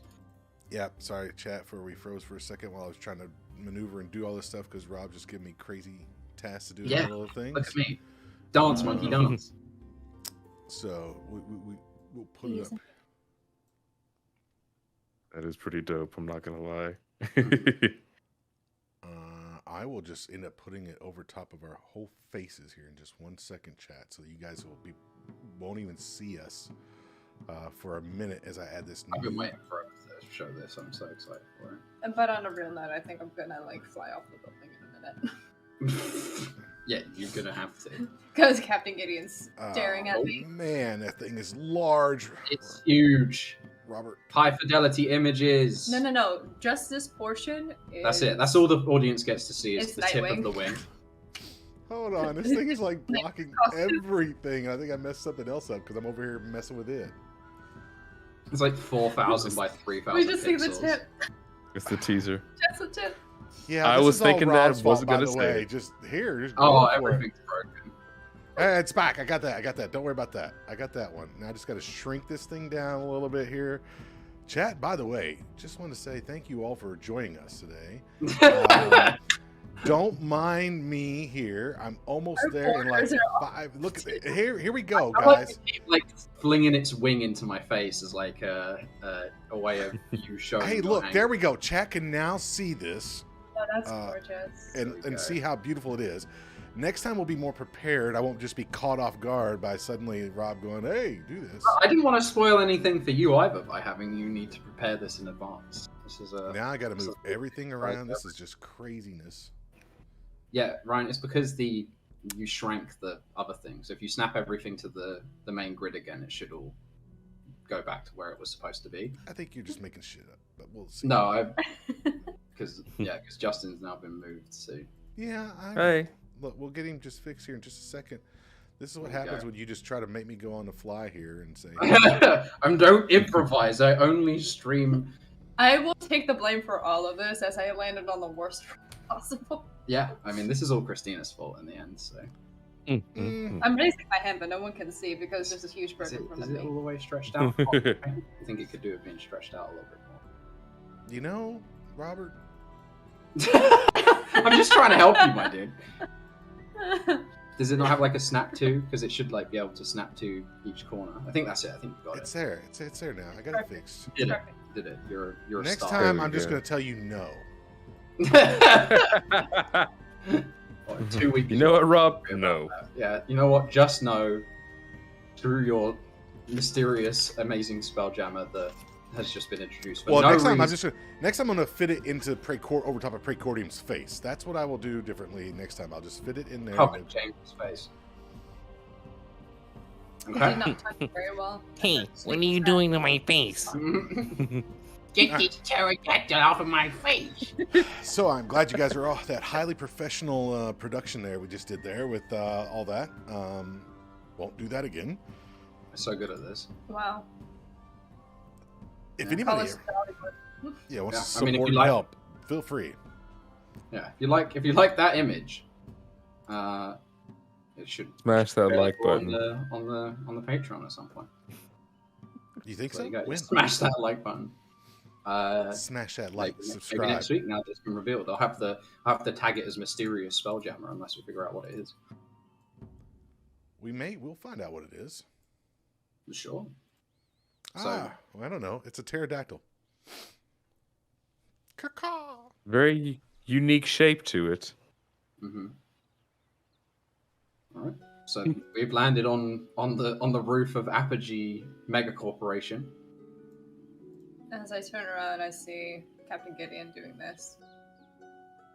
And I immediately rise again and find something a little bit lower to land. Okay. But still in sight. There's Probably for the best. There's other buildings. What is one that seems to be easy to access and get to if we needed to go? What do you mean? Like if we need to. We need a getaway. Like a getaway. They're all towers, which are probably at least. None of them are convenient. Yeah, 300 to 800 feet tall. Like they're massive. If only We're talking skyscrapers. You have to remember that you're on the moon, and the moon has less gravity than other planets, meaning that they can build things here much higher without having to worry too much about the engineering. Meaning your bone density is fucked. Yeah, you guys are all now terribly, like your oxygen, So what is our your jump- hemoglobin count is plummeting. So what is our jump and float rate from one building to the next? You do without not flying? take full damage on the moon. Okay, what is the closest building that we can jump from this rooftop to and land safely? There are no rooftops that you currently know that you would be able to leap from. You guys have not tried jumping on the moon yet this whole time we've ever been. It's a mechanic that I thought we would employ at some point. I mean, these are city-esque blocks, right? So any of us who have been in a city that has tall buildings, imagine that sort of distance, I would imagine, right? Yeah, at but least, not everything's flat, right? Some of them are some like of the some of them are Chrysler next to building. one another, but like most of them have like a good deal of distance between them, like at least like maybe like 30, 40 feet between each building, or at least their roofs.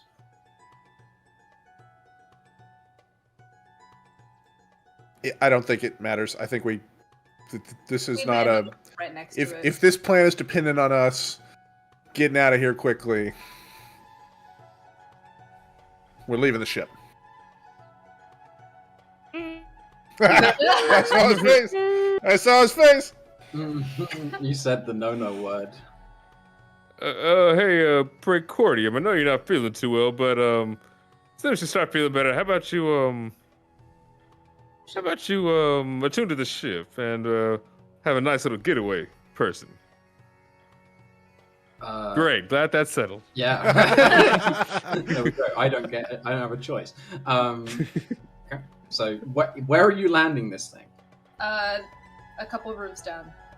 Okay, roll me a d10. Alright. How big is this ship compared to the Artemis? It's what, like maybe 3 times longer? It's like 3 or 4 times bigger than the Artemis. It's ginormous. In what direction? In all dimensions. Could the Jesus. Artemis fit inside of it? Oh yeah. If you had it like kind of squat down on its. So Billy Pop and I were talking about. Just take this ship. Of course, you do have to take an hour to attune to it, so. I'm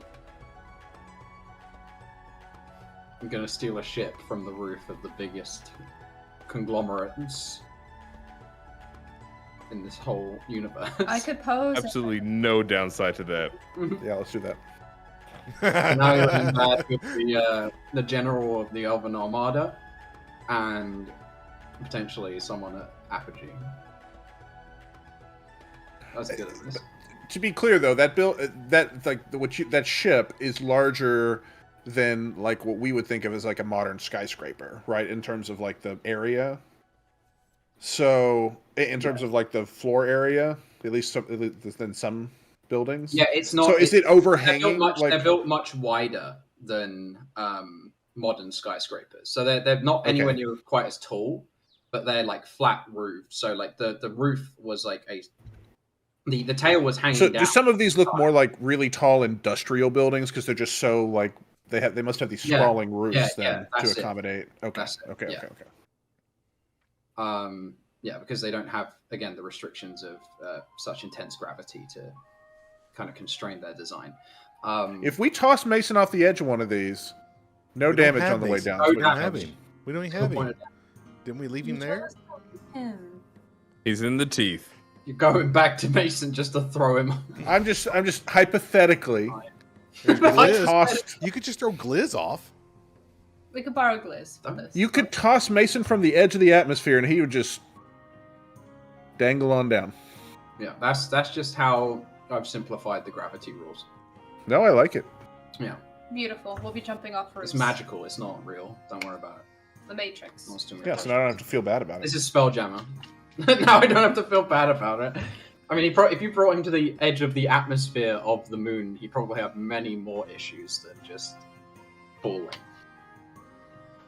But for the meantime, we go down to a new roof building, and I think we need to get our plan in action. Okay, so you're going to another roof building. Christina rolled a 6. 6. Give me a second.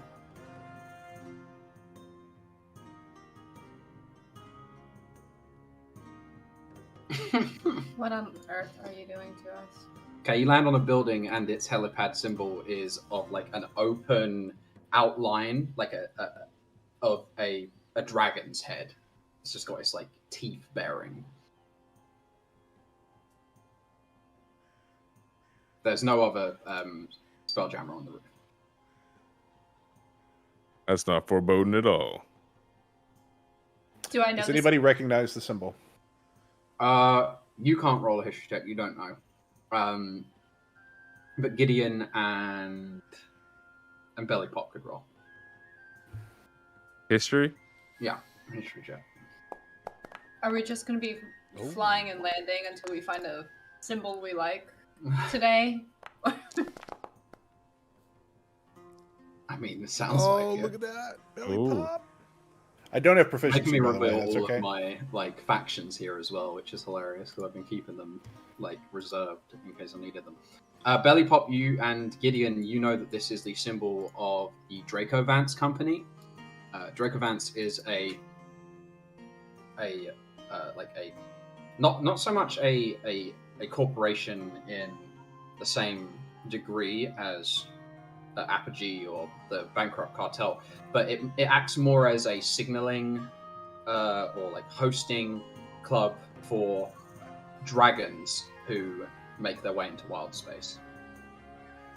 So you would know that this building is full of dragons, like real dragons. Like we're talking like ancient, adult. Yep, real dragons. Real dragons. So I could bring my winged snake downstairs and show it off. And They'd probably Get that thing away from me. being associated to that. you know, the snake has been around my hand the entire time while I'm flying. But to be fair, seeing as it's like an information guild and like a gathering tower, it wouldn't be unheard of for people to just come in. You could enter. Who knows if you're allowed to park there, but you could go in, come up with some story about how you're here to talk to a dragon about something. Or just jump off the side, there's no fall damage. Yeah, but then you have to figure out a way of getting back up here. Oh, unless you have other contingencies. Praetorium is still on the ship. Yep. He's in his room. Torque could climb. How high is it? He'll pick us up. It's 500 feet. Torque could scale that in a day or so. I've seen a movie like that once. He watched Free Solo, and he knows how to do it.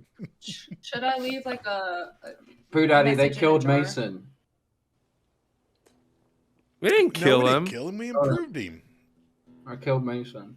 We watched I one almost- flew over the cuckoo's nest, and now he's perfect. What else is new? Spoilers for those who haven't seen One Flew Over the Cuckoo's Nest. God, yeah, wow. Wait a minute. spoilers. That was if you haven't seen that now, I don't know what else you want us to do, because that is like Not everything gets spoiler protection.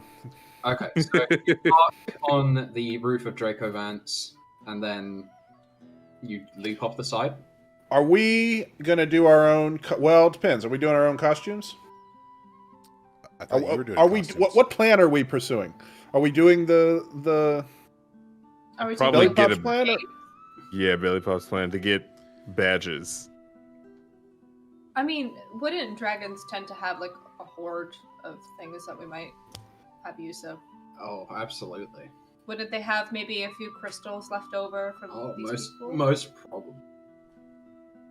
We convince them to give us a few. But it's not just a crystal. It's like a specific quartz emblem, right? Right, absolutely. Why am I so frozen?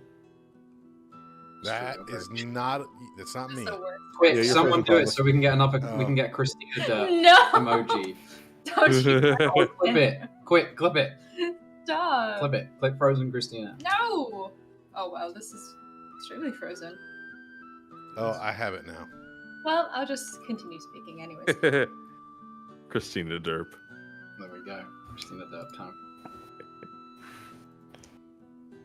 Heather! Oh god. Thank you, Heather, for clipping that. Alright. But yes, we gotta find badges of the police. Crystal Knights. So detectives. The quartz knights. Would Gideon know what they look like? Would Gideon know well enough what the emblem looks like? Oh yeah. Oh yeah, definitely. Could he recreate it? I don't know. Gideon, do you have any tools that might be really useful for handling gems? Do I happen to have just the thing for you? Do you happen to be an artificer who specializes in exactly that? What? Just saying. What? They have that class now? What? Let's see. Who made a class all about making energy crystals that you can charge up with your bros? With your bros? Charging up crystals with the bro. Oh, we lost Christina. Bye. Everybody panic. No. Now the camera's all wonky. I blame Megamind for everything that's happened today. This is all Megamind's fault. He's still here.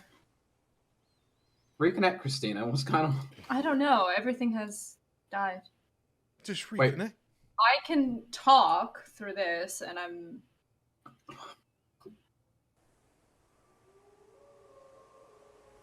You telling us you can't reconnect on Discord? Uh-oh. It's been a really great night, everyone. Thank you for showing up. Next week, eh? Yeah, I guess that's the end of the road for this session. This one will go down in the technical difficulties folder. So we will see you all next week. Please remember to like, share, subscribe, Smash that like button. Yeah, keep your eyes out for the upcoming Spelljammer one-shots that we will make available for everybody to participate in if you follow and comment that you wish to be involved in the chat. All right. Wait a minute, we got at least something in the Oh. box. Oh, there she is. She's back. Okay. I fixed it. Kind of. Something. I could just put the vampire picture over. Yep, there we go. No, we're good. We're good. We're good. We False lied. All right. We're gonna... No, we're not even. Didn't everybody stay with us? We're all good. Okay, not everyone left. That's good. Okay, false alarm. We fixed it. Alrighty. So, Gideon, are you going to attempt to craft some counterfeit Crystal Knight emblems? Feel like I am. Do you have any quartz? Let me see. Let me Just take check. a chunk off the building over here. Gonna like take a pane out of the window and Yeah. make it into. Yeah, I mean you could.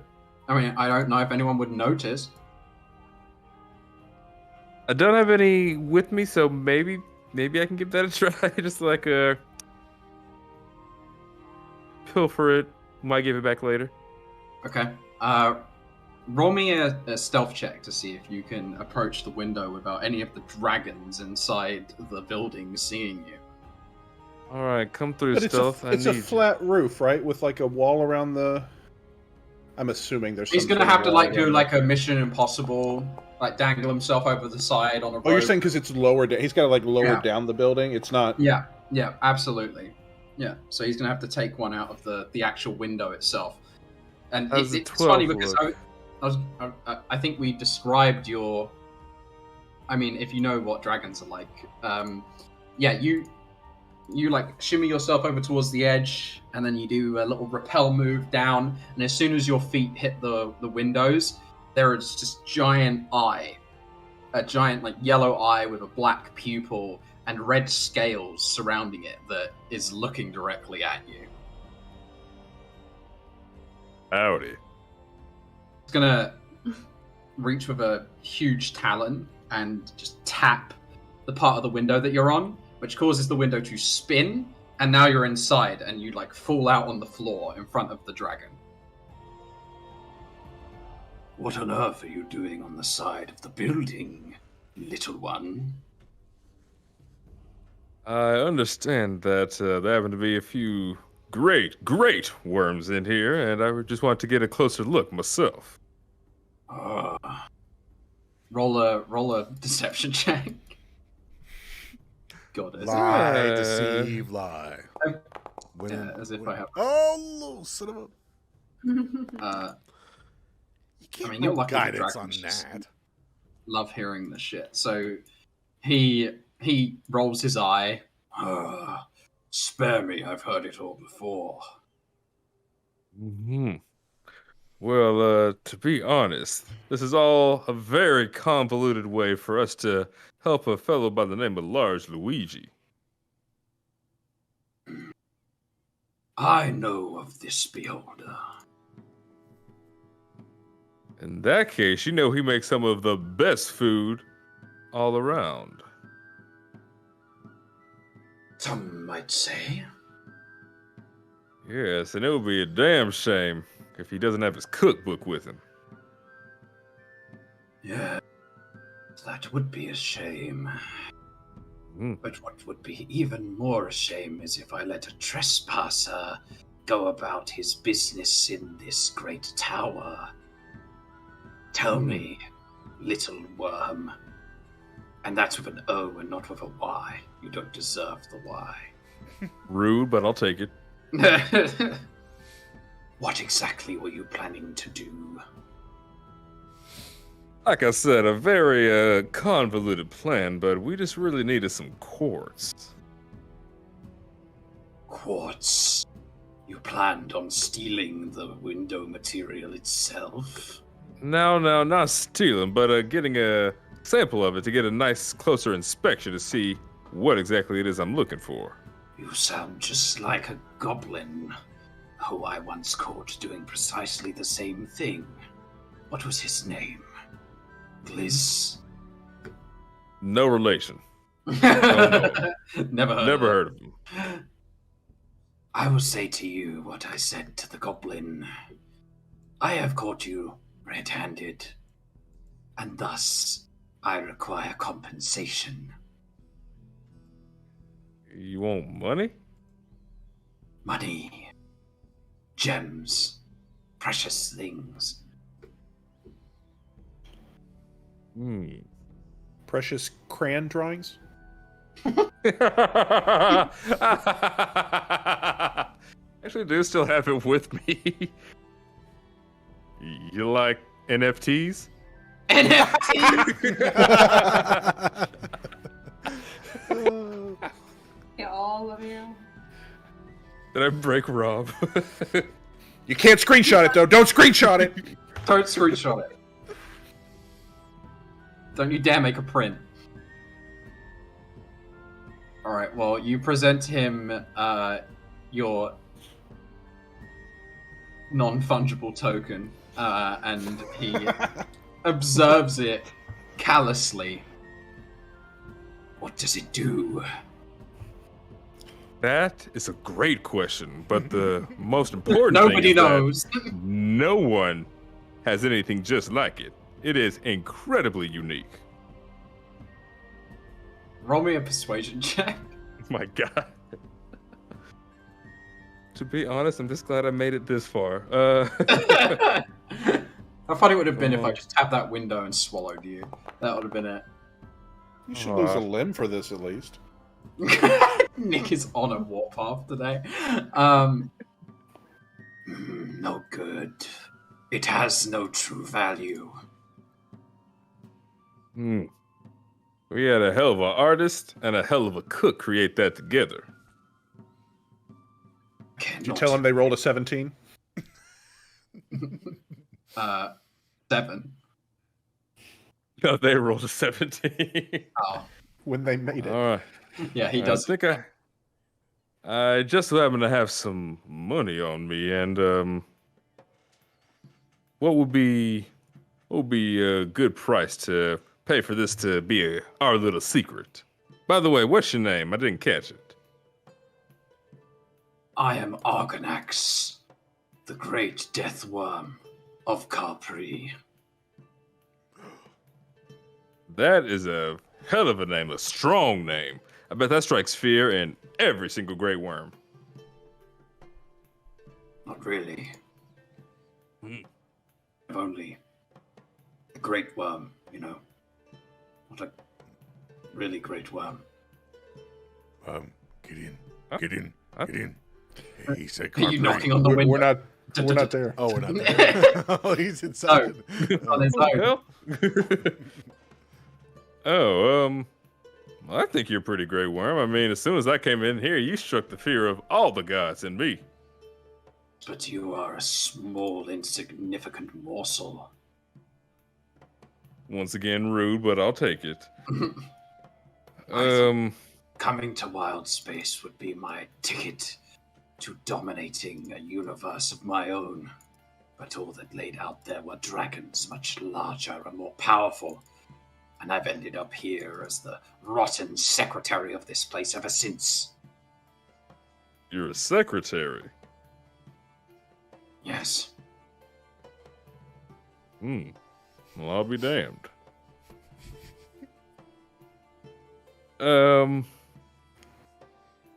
Well, like I said, monetary value, we got some of that, or if you happen to know a way to, help us get to Capri, I'm sure we could work out an incredible deal.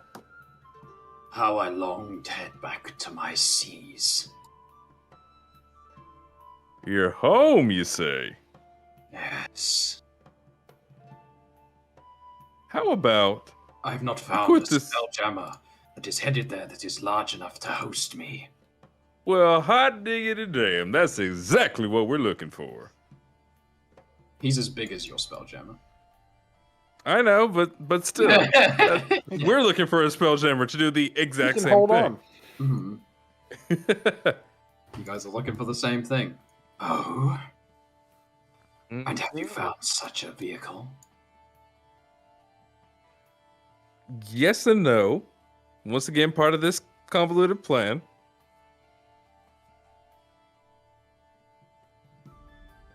However, tell me this plan. Long story short, we've come across a Spelljammer that we could possibly take, but the thing is, we have to kind of, I'll go on and tell them, we have to act, because we have an incredible actor with us. We have to act as though we're looking for it, and we're detectives. You sought to take the crystal material and forge fake Crystal Knight emblems. Potato. Yeah. If I assist you in this endeavor, do you assure me that I will be granted passage to Capri? You might be talking now. Okay. He's gonna use the very tip of his taloned foot to flick open a chest that is coiled inside of his great mass, and he'll use that same talon to lift a set of Crystal Knight emblems out of his chest. The hell are you doing with these? I've had many a run-in with the law. They don't come around often. You and I are very similar in that regard. Yeah, they're a little bit charred. Yeah. Breathed fire on them. Yeah. What kind of dragon? He's red. Red dragon. Okay. Remind me, right? Can all dragons take humanoid forms, or is it only metallic? Oh, very powerful worms can. Yes. So if you knew such things about dragons, you would assume that this is the type of dragon that is powerful enough to utilize such magic. Shape-shifting form.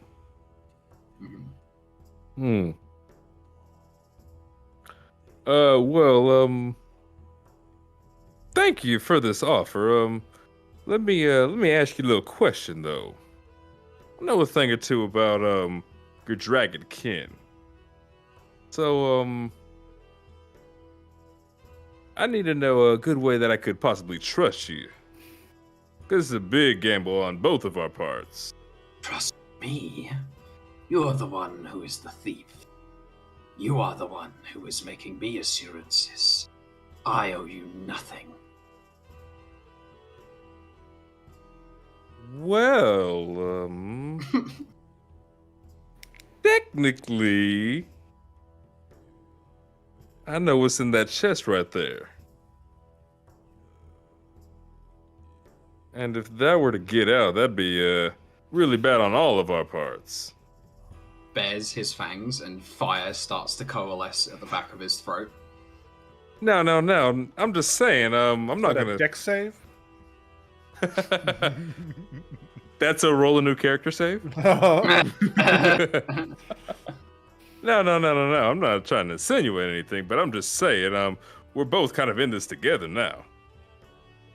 We are in this together inasmuch that I will not kill you, so long as you assure me passage back to Capri. Do you understand, morsel?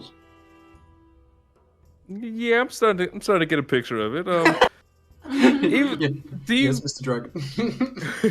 Are you able to possibly take a different shape or a different form, just in case you can't really like stretch out your wings or anything on the ship? No, I do not possess such power. Hence why I have not assumed a smaller form and boarded a smaller spelljammer. Well, I'll be damned. As I said, I'm not quite that great.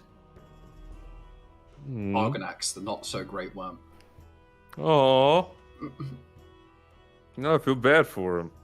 He's gonna, he's been, sneaking his tail closer and closer to you while you've been talking. He'll whip it up and he'll, wrap it around you, at which point he knocks the rotating glass again, and he'll climb out of the building and up onto the roof, where the Spelljammer is, in front of everyone, and he puts you down, and he looks around. This is where you came from. That must be your vessel. He looks at the Artemis. Pretty nice, ain't it? I Too see small. your friends. Get in. Yeah, I'm working on the UA. But yes, Mr. Greatness. Like I was saying, yeah, our ship right now, a little too small, and the new ship that we're thinking of is a lot bigger. Oh, I shall remain here with this vessel until you return with what I seek. If you do not, I will destroy this vessel. Hell of a gamble, I see. All right, so if you lend us the badges, we'll go in, we'll take the ship, and we'll bring it right back, and we will have our ship right here and our second ship as well. I know you will. All right, Your Greatness, if you don't mind, we'll go in and just take those badges and carry on with our day. He's going to walk over towards the Artemis, and he's going to coil his long snaking tail around one of its struts. And then he lays down.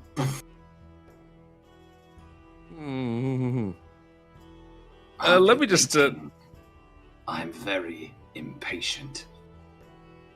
Let's go on and tell our buddies on the ship really quick of the new situation. I run on the ship and I'm freaking out. Glizz's staring over the side of the ship, and he goes, "Oh shit!" and immediately turns his head and runs below deck.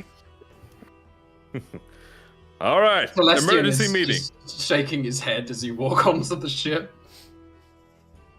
Emergency meeting, everyone. Gather right now. Yeah. Come on, Mr. So, Chicken. because of new... Okay. So, because of new developments, the ship will be staying right here for a little while. You might see that we have a guest outside. Our guest is not friendly, do not engage, but we're going to make this a very, very quick mission. Hearing yes, him Tor. say "do not engage," Yue goes, "Huh?" While she has a full sketch pad and she's starting to draw. The dragon. You've never seen a dragon that looks like this, Yue. No. They don't look like this where you come from. I start sneaking towards it a little bit at a time. Captain, Yes, Tor. why is Just there? wants to. If he's not friendly, why is he a guest? Because we're going to borrow something of his, and then we're just going to take that, and it's a long story to explain. We ain't got time for all that. What we do have time for is to carry out this magnificent plan by Belly Pop, correct? Well, I never said anything about a dragon. Yep. Yeah, but they have he has the badges that we're looking for. You have them on you now, right? I'll peek outside the ship. Can we get those badges, please? Spits them up onto the ship. Right here. I suppose we can clean them up a bit. Yeah. We'll give them a nice little polish, and we will head out ASAP. Well, you all need new outfits. And I'm sorry, Master Gideon, but the goggles, they have to go. The goggles stay on during the mission. Well, the goggles stay on during the mission. How many Sorry, quartz? babe. How many quartz knights do you think wear goggles? Fine. He takes them off and he puts them in his he puts them in his pocket. Sad, very sadly. Oh. It's for the mission. Sun goggles. All right. We want to do everybody's sort of as uniform as we can make everybody look. Okay. What? So you doing the whole Men in Black? Long, like, oh, I was thinking like a long, like Sherlock investigator sort of. Like a everybody. Victorian trench coat. And, yeah, and like waistcoat. All right, Mr. cool. Bellypop, can I please have Bowler hats. sunglasses? We give sunglasses to Torque. And Like we those, do they're Torque. the round goggles? ones. They're the little round ones, like yes. the John Lennon glasses. I imagine though they're We do probably Torque's tiny makeup size. as well. Yeah, It's- they just sit on the end of your big nose. I look like a bad Morpheus from the. Oh no, it probably keeps slipping down, right? Because you got like a flat nose, so it just keeps like slipping off of them. There's Constantly ridges in my have to push nose. them It back sits up. right in one of the like ridges and wrinkles in my nose, just halfway down. Orkius. Mm-hmm. Torquius? Oh my god. We tried to de-age Torque a little. You know, take some of the wrinkles out of the face, throw on some, you know. It's pretty thick when we're done. Torque's not that old. He doesn't need to be de-aged. Yeah, but you're You- a gorilla, so you you're got really gorilla wrinkly. face. Yeah, That's exactly. true. Yeah, resting gorilla face. It's Yeah. all just RGF. crammed in there. Hashtag RGF. Alright. So rude. Yeah. So between the two artisans of the group, roll me disguise kit checks, please, using your charisma. Big money, no whammy. So that I'll would help be- with some guidance to whoever needs it first. I did that from the inventory, right? Yes. Also, I believe you're currently doing a jeweler's tools check, Gideon, to buff out the impurities and like yeah. clean those. So you're going to have to do your own check while they're doing this. You ain't give her herself guidance. Remind me, this is Bard 101. I can inspire myself? No, you can't. I can't. Okay. No. Law bards at high level get an ability that allows them to do similar to inspiring themselves. But... Yeah, it's a 16 for you, eh? Would he be able to inspire me, and then He could inspire you or Gideon. Up to him. You can guide yourself, right? Don't you have guidance? Did you not take guidance? I could just bless myself. I don't think that's no, rolling you with can't the bless right yourself. It doesn't work on this. Natural reaction. Okay. And you were going to take a... So Christina, I think, was saying she wanted to take a short rest to be able to endow mastery before this happens. Mm-hmm. So you would get +4 their belly pop on your roll. You said it's you're rolling this guy's kid as a charisma check? As a charisma check, yes. So you would add +6 to that, so you get 24 on your check. Because it was set to -1, we which do I have time assume to was take a short rest, like right? strength. Yes. Well, it was set as an intelligence check. Yeah. Oh, oops. Spoilers. I accidentally just rolled. No big brain. Oh, fuck, that's really good. That's a really good roll there, Gideon.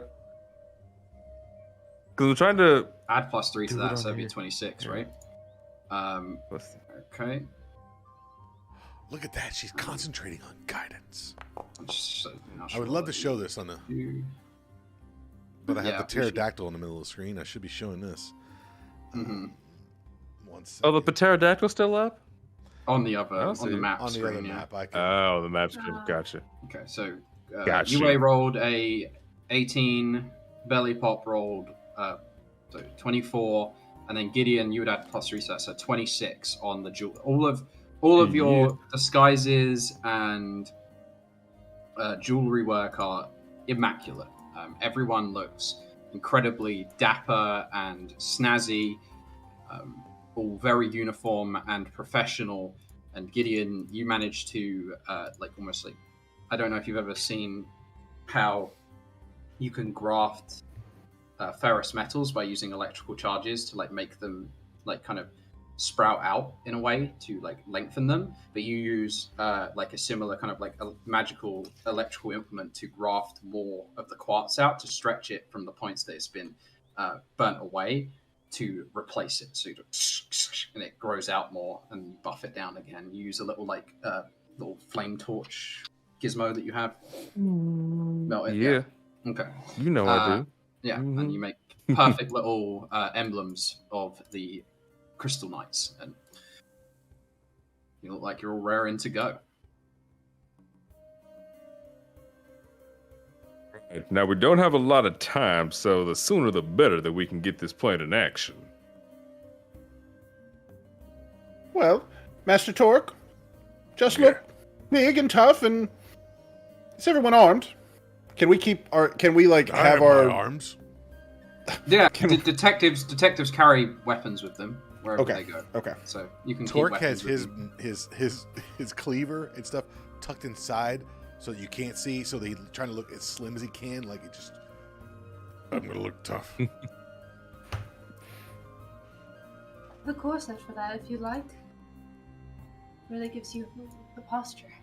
You're gonna put him in a corset. That's great. But I submit we enter from the ground floor entrance.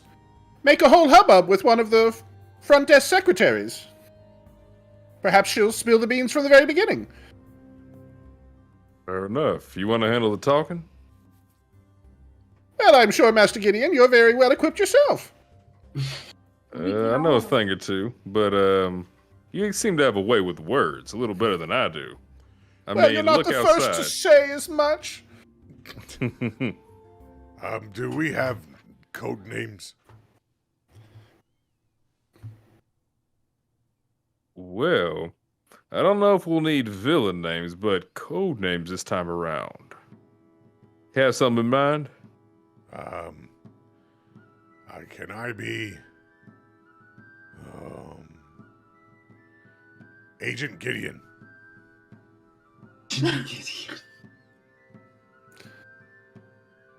I'll be Agent Torque in that matter then, since it seems like we're just taking each other's names. Call me Agent Belly Pop. Oh my god. Then I suppose I'm Agent UA. Our disguises are amazing, but And what's your name? I already said it. I'm Agent Talk. Oh, I didn't hear you. Yeah, I said it a while ago. Okay, Agent Talk. Perfect. We went with it. Yeah, okay, this is it. You guys will just swap names. Surely with this name scramble, they'll never be able to catch us afterwards. This won't be confusing Exactly. whatsoever. Brilliant. Absolutely brilliant. Their descriptions of the perpetrators will be all off. It's so stupid. It's smart. That was this Yue Genius. come in here, this Dowa. All right, Agent Yue, Yeah. feel free to take the lead. You're not Agent Yue. Oh, this is gonna fail. All right, off we go. All right, Hop off you the edge of the building. Yeah, you hop 500 feet, land with a little bit of a thud, dust yourself off, and immediately you're being like jostled and bumped by all of the corporate drones who are walking to and from their places of work. Torque superhero lanes. Get out the way! I'm walking here! Out of the way! Official Quartz Night business! Oh shit, it's a pig. And two of the well-dressed That's what I thought. corporate employees will separate, and you hold You up got your a little problem, arm. buddy? Hot like the sea. The rest of you will come plummeting down.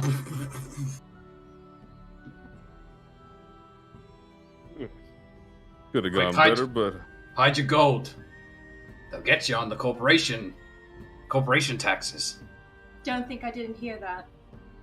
Shit. And they'll scurry off like rats away from the authorities. Yeah, taxation without constipation. You know it. Very good, Master Torque, but let's keep the retorts to a minimum. I'm Agent Gideon. Fantastic. Agent Gideon! I'm Agent Torque. You're gonna start walking towards the Apogee building. mm-hmm. Okay. Alright, so you arrive in front of the Apogee building, the largest, widest, tallest, biggest Jeffrey Bezos-esque building that you have ever seen. Towers above you. There's a fountain out front that has like a revolving steel mobile of that symbol I told you about, the moon that is constantly circling or being circled. Well, let's make this quick. This place is awful. Disgusting. Push open like the crystal doors and are met by like a marble lobby in the middle of which are like a series of reception desks at which are sat very very stagnantly dressed workers. They're all wearing like plain white blouses, black jackets. All right, I'm eyeing the workers just real quick. Okay. I want an old lady type. Okay, roll me an insight check. We got one of those? Roll me an insight. Insight? Mm-hmm. He's trying to You vet seem them old. as people. Yeah, exactly. I'm thinking of the old lady from Monsters, Inc. I'm looking for someone who looks like they may be overwhelmed with all of this. So you look over at the many desks of people, and most of the receptionists are kind of sat there bolt upright with these overbearing smiles on their faces. But there is one worker who is just like leant over her desk with her head on her fist, like drooling out the side of her mouth. She's clearly a halfling who has been sat up on a booster seat. She has like frizzy chestnut hair, freckles all over her face. She's the one. Kind of like dusty brown skin. She's looks like she's dead asleep. Is there a bell? Yeah, there's a bell on the desk. I want to put the bell right in front of her face. Okay. And then bing bing bing bing bing bing bing bing bing bing bing. Hello, doll. How can I help Snap you? Welcome to it. to Apogee Megacorporation. Oh, sorry, Incorporated Limited Company. How can I be of assistance? Is this how the Quartz Knights are always treated at Apogee? Oh, Oh dear. I'm sorry. I didn't realize you were a detective. My name's That's right. Carrie I'll give him the quick flash of the. Oh yeah. That looks official. Well, how can I help you today, sir? Well, you see, we're trying not to waste time. We're investigating reports of a fraudulent transfer. Oh, here at Apogee? Oh, that's That's awful. Right. It is awful. You better hope I don't find you personally responsible. Okay, roll an intimidation check with advantage. Okay. She's fallen hook, line, and sinker for the uniforms and the emblem. I hit the plus, right? We hold shift. Oh, I thought I could do it once I rolled. No? No, I think the functionality isn't working. So just roll again. Just roll a second one. Okay. Okay, that looks like a 15 on the roll. Oh, I'm ever so sorry. Let me. Where do you need to go? I can call somebody to take you to wherever you need. Your purchasing records. We must peruse them immediately.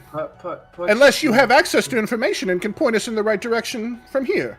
Well, I could use one of my signaling tubes here to ask for a particular record. What kind of record are you looking for?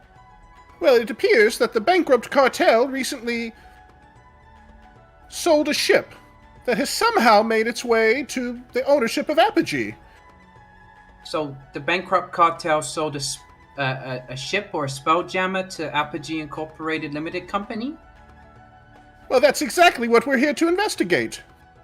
We believe that something may have gone wrong in that transfer. The bankrupt cartel is claiming that they never sold such a ship, but now I believe it sits in an Apogee hangar. Let me get to that immediately. I knew that this couldn't be Apogee's fault. I knew that it had to do something to do with the bankrupt cartel. Those guys are always getting in trouble around here. And she'll pull up a little horn. I'll reach out and put my hand on her hand. Yes? This is what I need from you. Before we can investigate further, we must confirm the location of the ship. You understand, we must put it on lockdown until this dispute has been rectified. I understand. I'll find out where it is, and then I'll get in contact with someone and tell them to keep it held there so that you can go and investigate it, alright? We need that location immediately. What was your name? Carrie Tanglefoot. Carrie Tanglefoot. A true...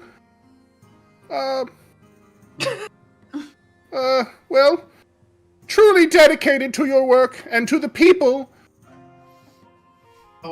You must understand how important this is. We cannot have these sorts of business disputes here. I just don't want to get in any trouble, okay? I'll get it sorted for you. Chop then. Let me just call up Hank in transactions. Hank, honey, I've got a member of the Crystal Knights here saying he's looking for Agent UA. Agent UA. He's looking for a Spelljammer that was sold to the company. I'll look back at UA and wink. The bankrupt cartel. I winked right back. It's going great. Oh, you see the bankrupt cartel, they're blacklisted. We don't do business with them. Oh, there's nothing on file? Nope. I'm sorry. As you heard, we haven't done any business with the bankrupt cartel. Maybe it someone else sold them the Spelljammer? I don't know. Agent Did we keep that scroll? Did they take the scroll back? It got sucked up into the... Agent UA. But you know that the transaction was listed as being done between Rube and... No, I understand. Yeah. Mm-hmm. Agent UA? Yeah. Yes, my name is Agent UA. Roll a deception check with advantage. Agent Gideon is asking a question. For that blunder. Let's see. That was for the audience. I know. Oh no.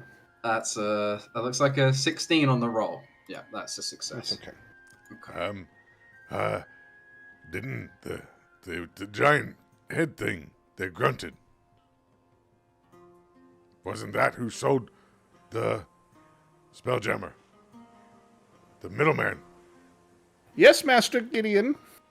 Agent Gideon. Agent Gideon. Yes, Agent Gideon. I know that. Did you say Asian Gideon?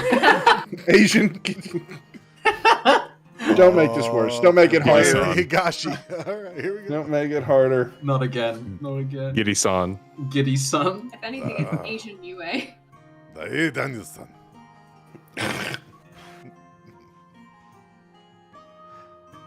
We're playing pretend. Oh, I'll just shut up and stand back here and look tough. Is there anything I can help you with, Mr. Agent UA? I'm sorry that I couldn't be of any help. Listen, what was her name again? Tanglefoot. Carrie Tanglefoot. Carrie. Listen, Carrie.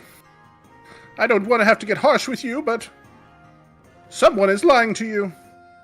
That ship sits in an Apogee hangar right now. I need to know which one.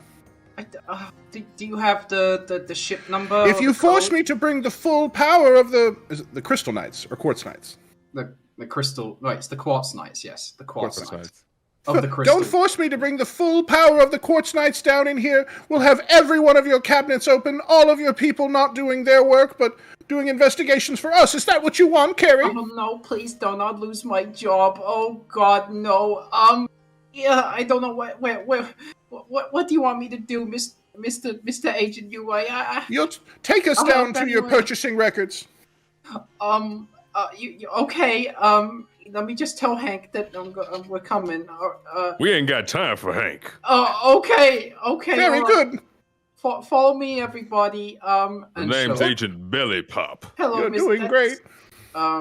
Okay. And she very confused look at Agent Belly Pop. Roll me a deception check with advantage, please, Gideon. Stop saying your name. I didn't say my name. No, that's the point. It's such a ridiculous name. That is a nat 20. Nice to meet you, Mr. Agent Belly Pop. You're very handsome. And she'll start walking off down the corridor towards it's a very common name. Chute. Looks like someone's got good taste. Thank you, If we ever get in Carrie. trouble, this will never look like us. Oh, Agent Belly Pop, you're so handsome and tall. She'll open up. She'll press like her hand onto a crystal pane on the side of the chute, and as she does, she like presses into it and almost like forces a button. You hear like a rush of air come out, and as the rush of air comes out, a pod appears in front of the crystal pane. All right, everybody in.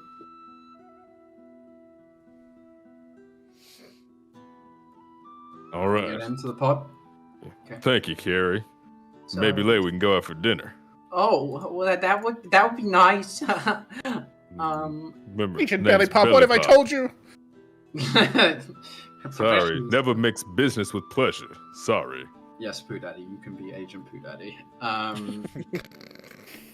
So she presses the another panel inside the pod, and immediately you shut down at like lightning speed. And this is where we drop down to a room of monsters. Exactly. You head directly beneath the surface of the moon, and the pod like turns on its side and then zips away, and then whips itself back up and opens, and you find yourselves in this like huge warehouse where there are just people running back and forth dressed in like brown overalls, yelling at one another. You gotta take this one to Seaside Accountant, and just like weird, like categories of archives that they keep down here for all the many enterprises and receipts that they have to store. Clearly, this is a ginormous operation that requires a great deal of bureaucracy and manpower. Imagine you remember the bureaucrats of Futurama, where they had like all those tubes where they would put the scroll, messages in. That's what's happening here. People are just like grabbing stuff and bringing it all over and around the place.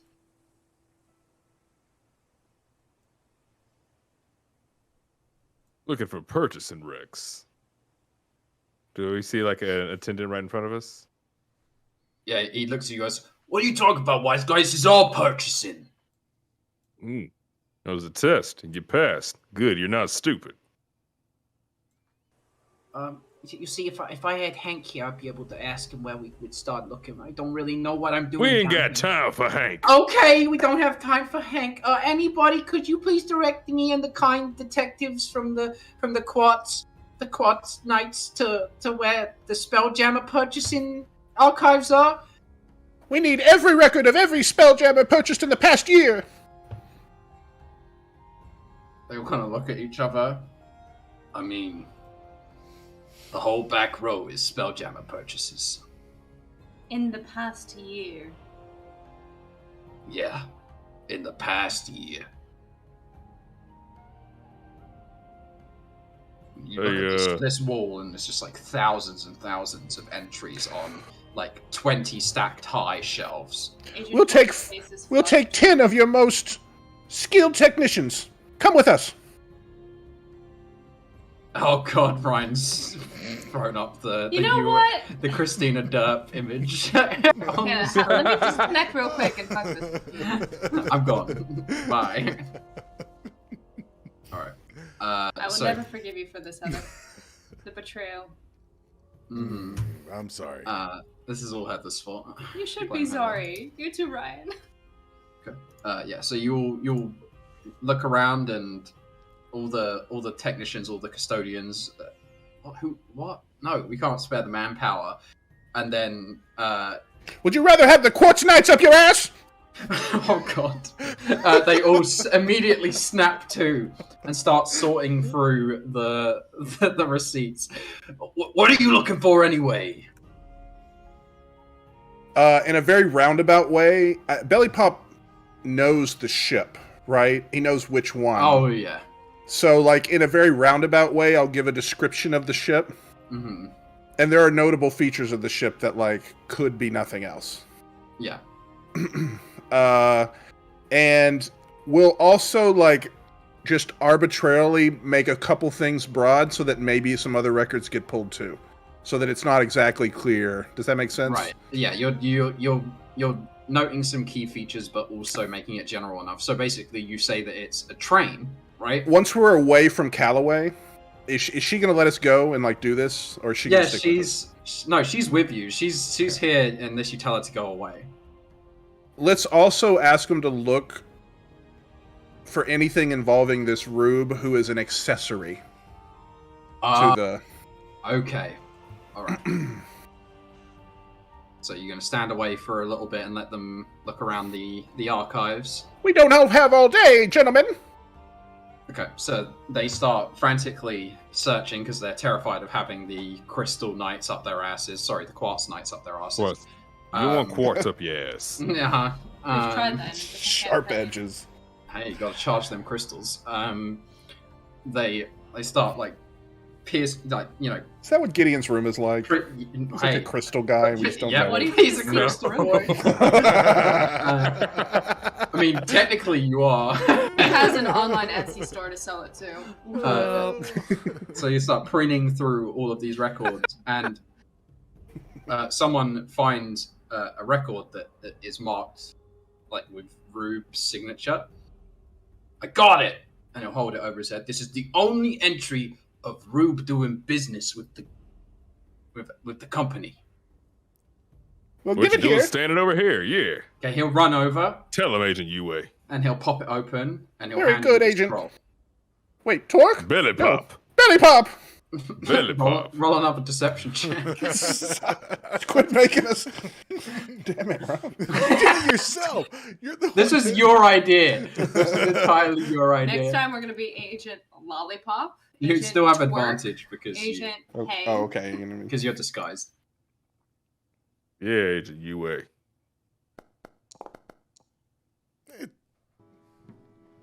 Not great rolls. No. Okay. But I have a well, good modifier. Yeah, we'll take the 16. Everyone kind of looks at you funny for a moment, but then shakes it off, just confused at He had a bad That was the lunch. youth cause. Still feeling it. right. hand you the scroll. Case of the tummy hurties. The tummy hurties. It drank too much salt water. So you are handed this belly pop. The belly pop, not Agent belly pop. So what is it? And then I sort of like signal Agent belly pop over because I don't really know what I'm looking at. Yeah. I will look it over, and does it all make sense to me? You open it up, and all it says on the piece of paper is receipt redacted. Oh. Yes. Alright, so, new plan. We need to go right to this Spelljammer right now. Oh, did you get what you... Do you know where it is now? Are you good now and not going to get in any trouble here? Everybody's happy? Oh, you good, baby. Don't worry. Oh, we still on for dinner maybe later? I'll call you. Oh, yeah. So Agent Belly Pop, I'll remind you that dinner is on hold until we find this ship. Where are you going? What did it say? All it said is that we need to find this ship pronto. Oh. Is that actually what it said? That would be really weird. No.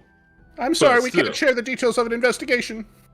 Oh, okay. That's right, Agent UA. I'll take the receipt back then and put it away. This is evidence. Oh. Well, I mean, I have to put it back. It's very important to our... No, I'm sorry, Miss Calloway, but what you have to do is take us to that ship. Take you to the... Okay, well, I will. You show me the receipt, and I'll take you to the ship. English, do you speak it? Ship, now. I speak common. Common, do you speak it? Yes. Ship, now. Okay, but give me the receipt. What the man said. I'll tell you where the location is. It'll have a number which will, correspond to a building where it will be encamped. Should we just show her the redacted one? Perhaps. I don't think we're gonna get anywhere else without it, so... I will flash at her and say, "See, told you, it's incomplete. We need a little more information." Oh, it's redacted. Oh, okay. All right. We need you to unredact this immediately. But I don't know if I can do that. Well, then I'm afraid Here we're we going to go. call our headquarters. I'm afraid it wasn't a question, Miss Calloway. What do you mean? We need this rectified. I don't know what to do. Here we go. After How- all how- we've been through. Does she appear to be... She's an idiot, right? Does she seem like she's... Roll an insight check. Oh my god. I mean, can you... Okay, it's fine. That's a 20. That's a 20. Okay, that's a crit. Nat 20. Yeah, she is clearly panicking. You can hear her breath is quickening. Her eyes are glancing back and forth. She's hiding something. You see, there's a problem here. Your records are incomplete. Oh yeah, that's a shame. I guess we'll never know. Agent Torque gets right up into her face. Oh god. Hello, pretty lady. How can I help you? I would like to ask you to be fully honest and disclose to me exactly what is going on. I am. I'm being honest. I promise. Ma'am, you are stuttering, sweating, and your face has gone completely purple. Purple? Oh no. Spaghetti. Oh no. This thing's been pterodactyl. Tell her now. A pterodactyl. Oh no. Well, okay. When the receipts get redacted, it means that the CEO did personal business and he doesn't want anybody to know about it. Thank you. The receipts Are you telling probably us in that his the office. CEO of Apogee is participating in off-the-books business? Oh, no, not necessarily. It could just be a personal matter, something that was separate from the business. We need to meet Mr. CO. His name's not Mr. CO. His name is FaZe Gibbous.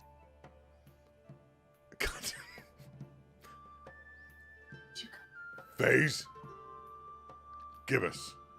Yeah, FaZe Gibbous. You haven't heard about the great FaZe Gibbous? He's the greatest businessman in all of realm space. I don't think. I hear he's going to space. I don't think he's any Jeet Sobs though. Jeet Sobs.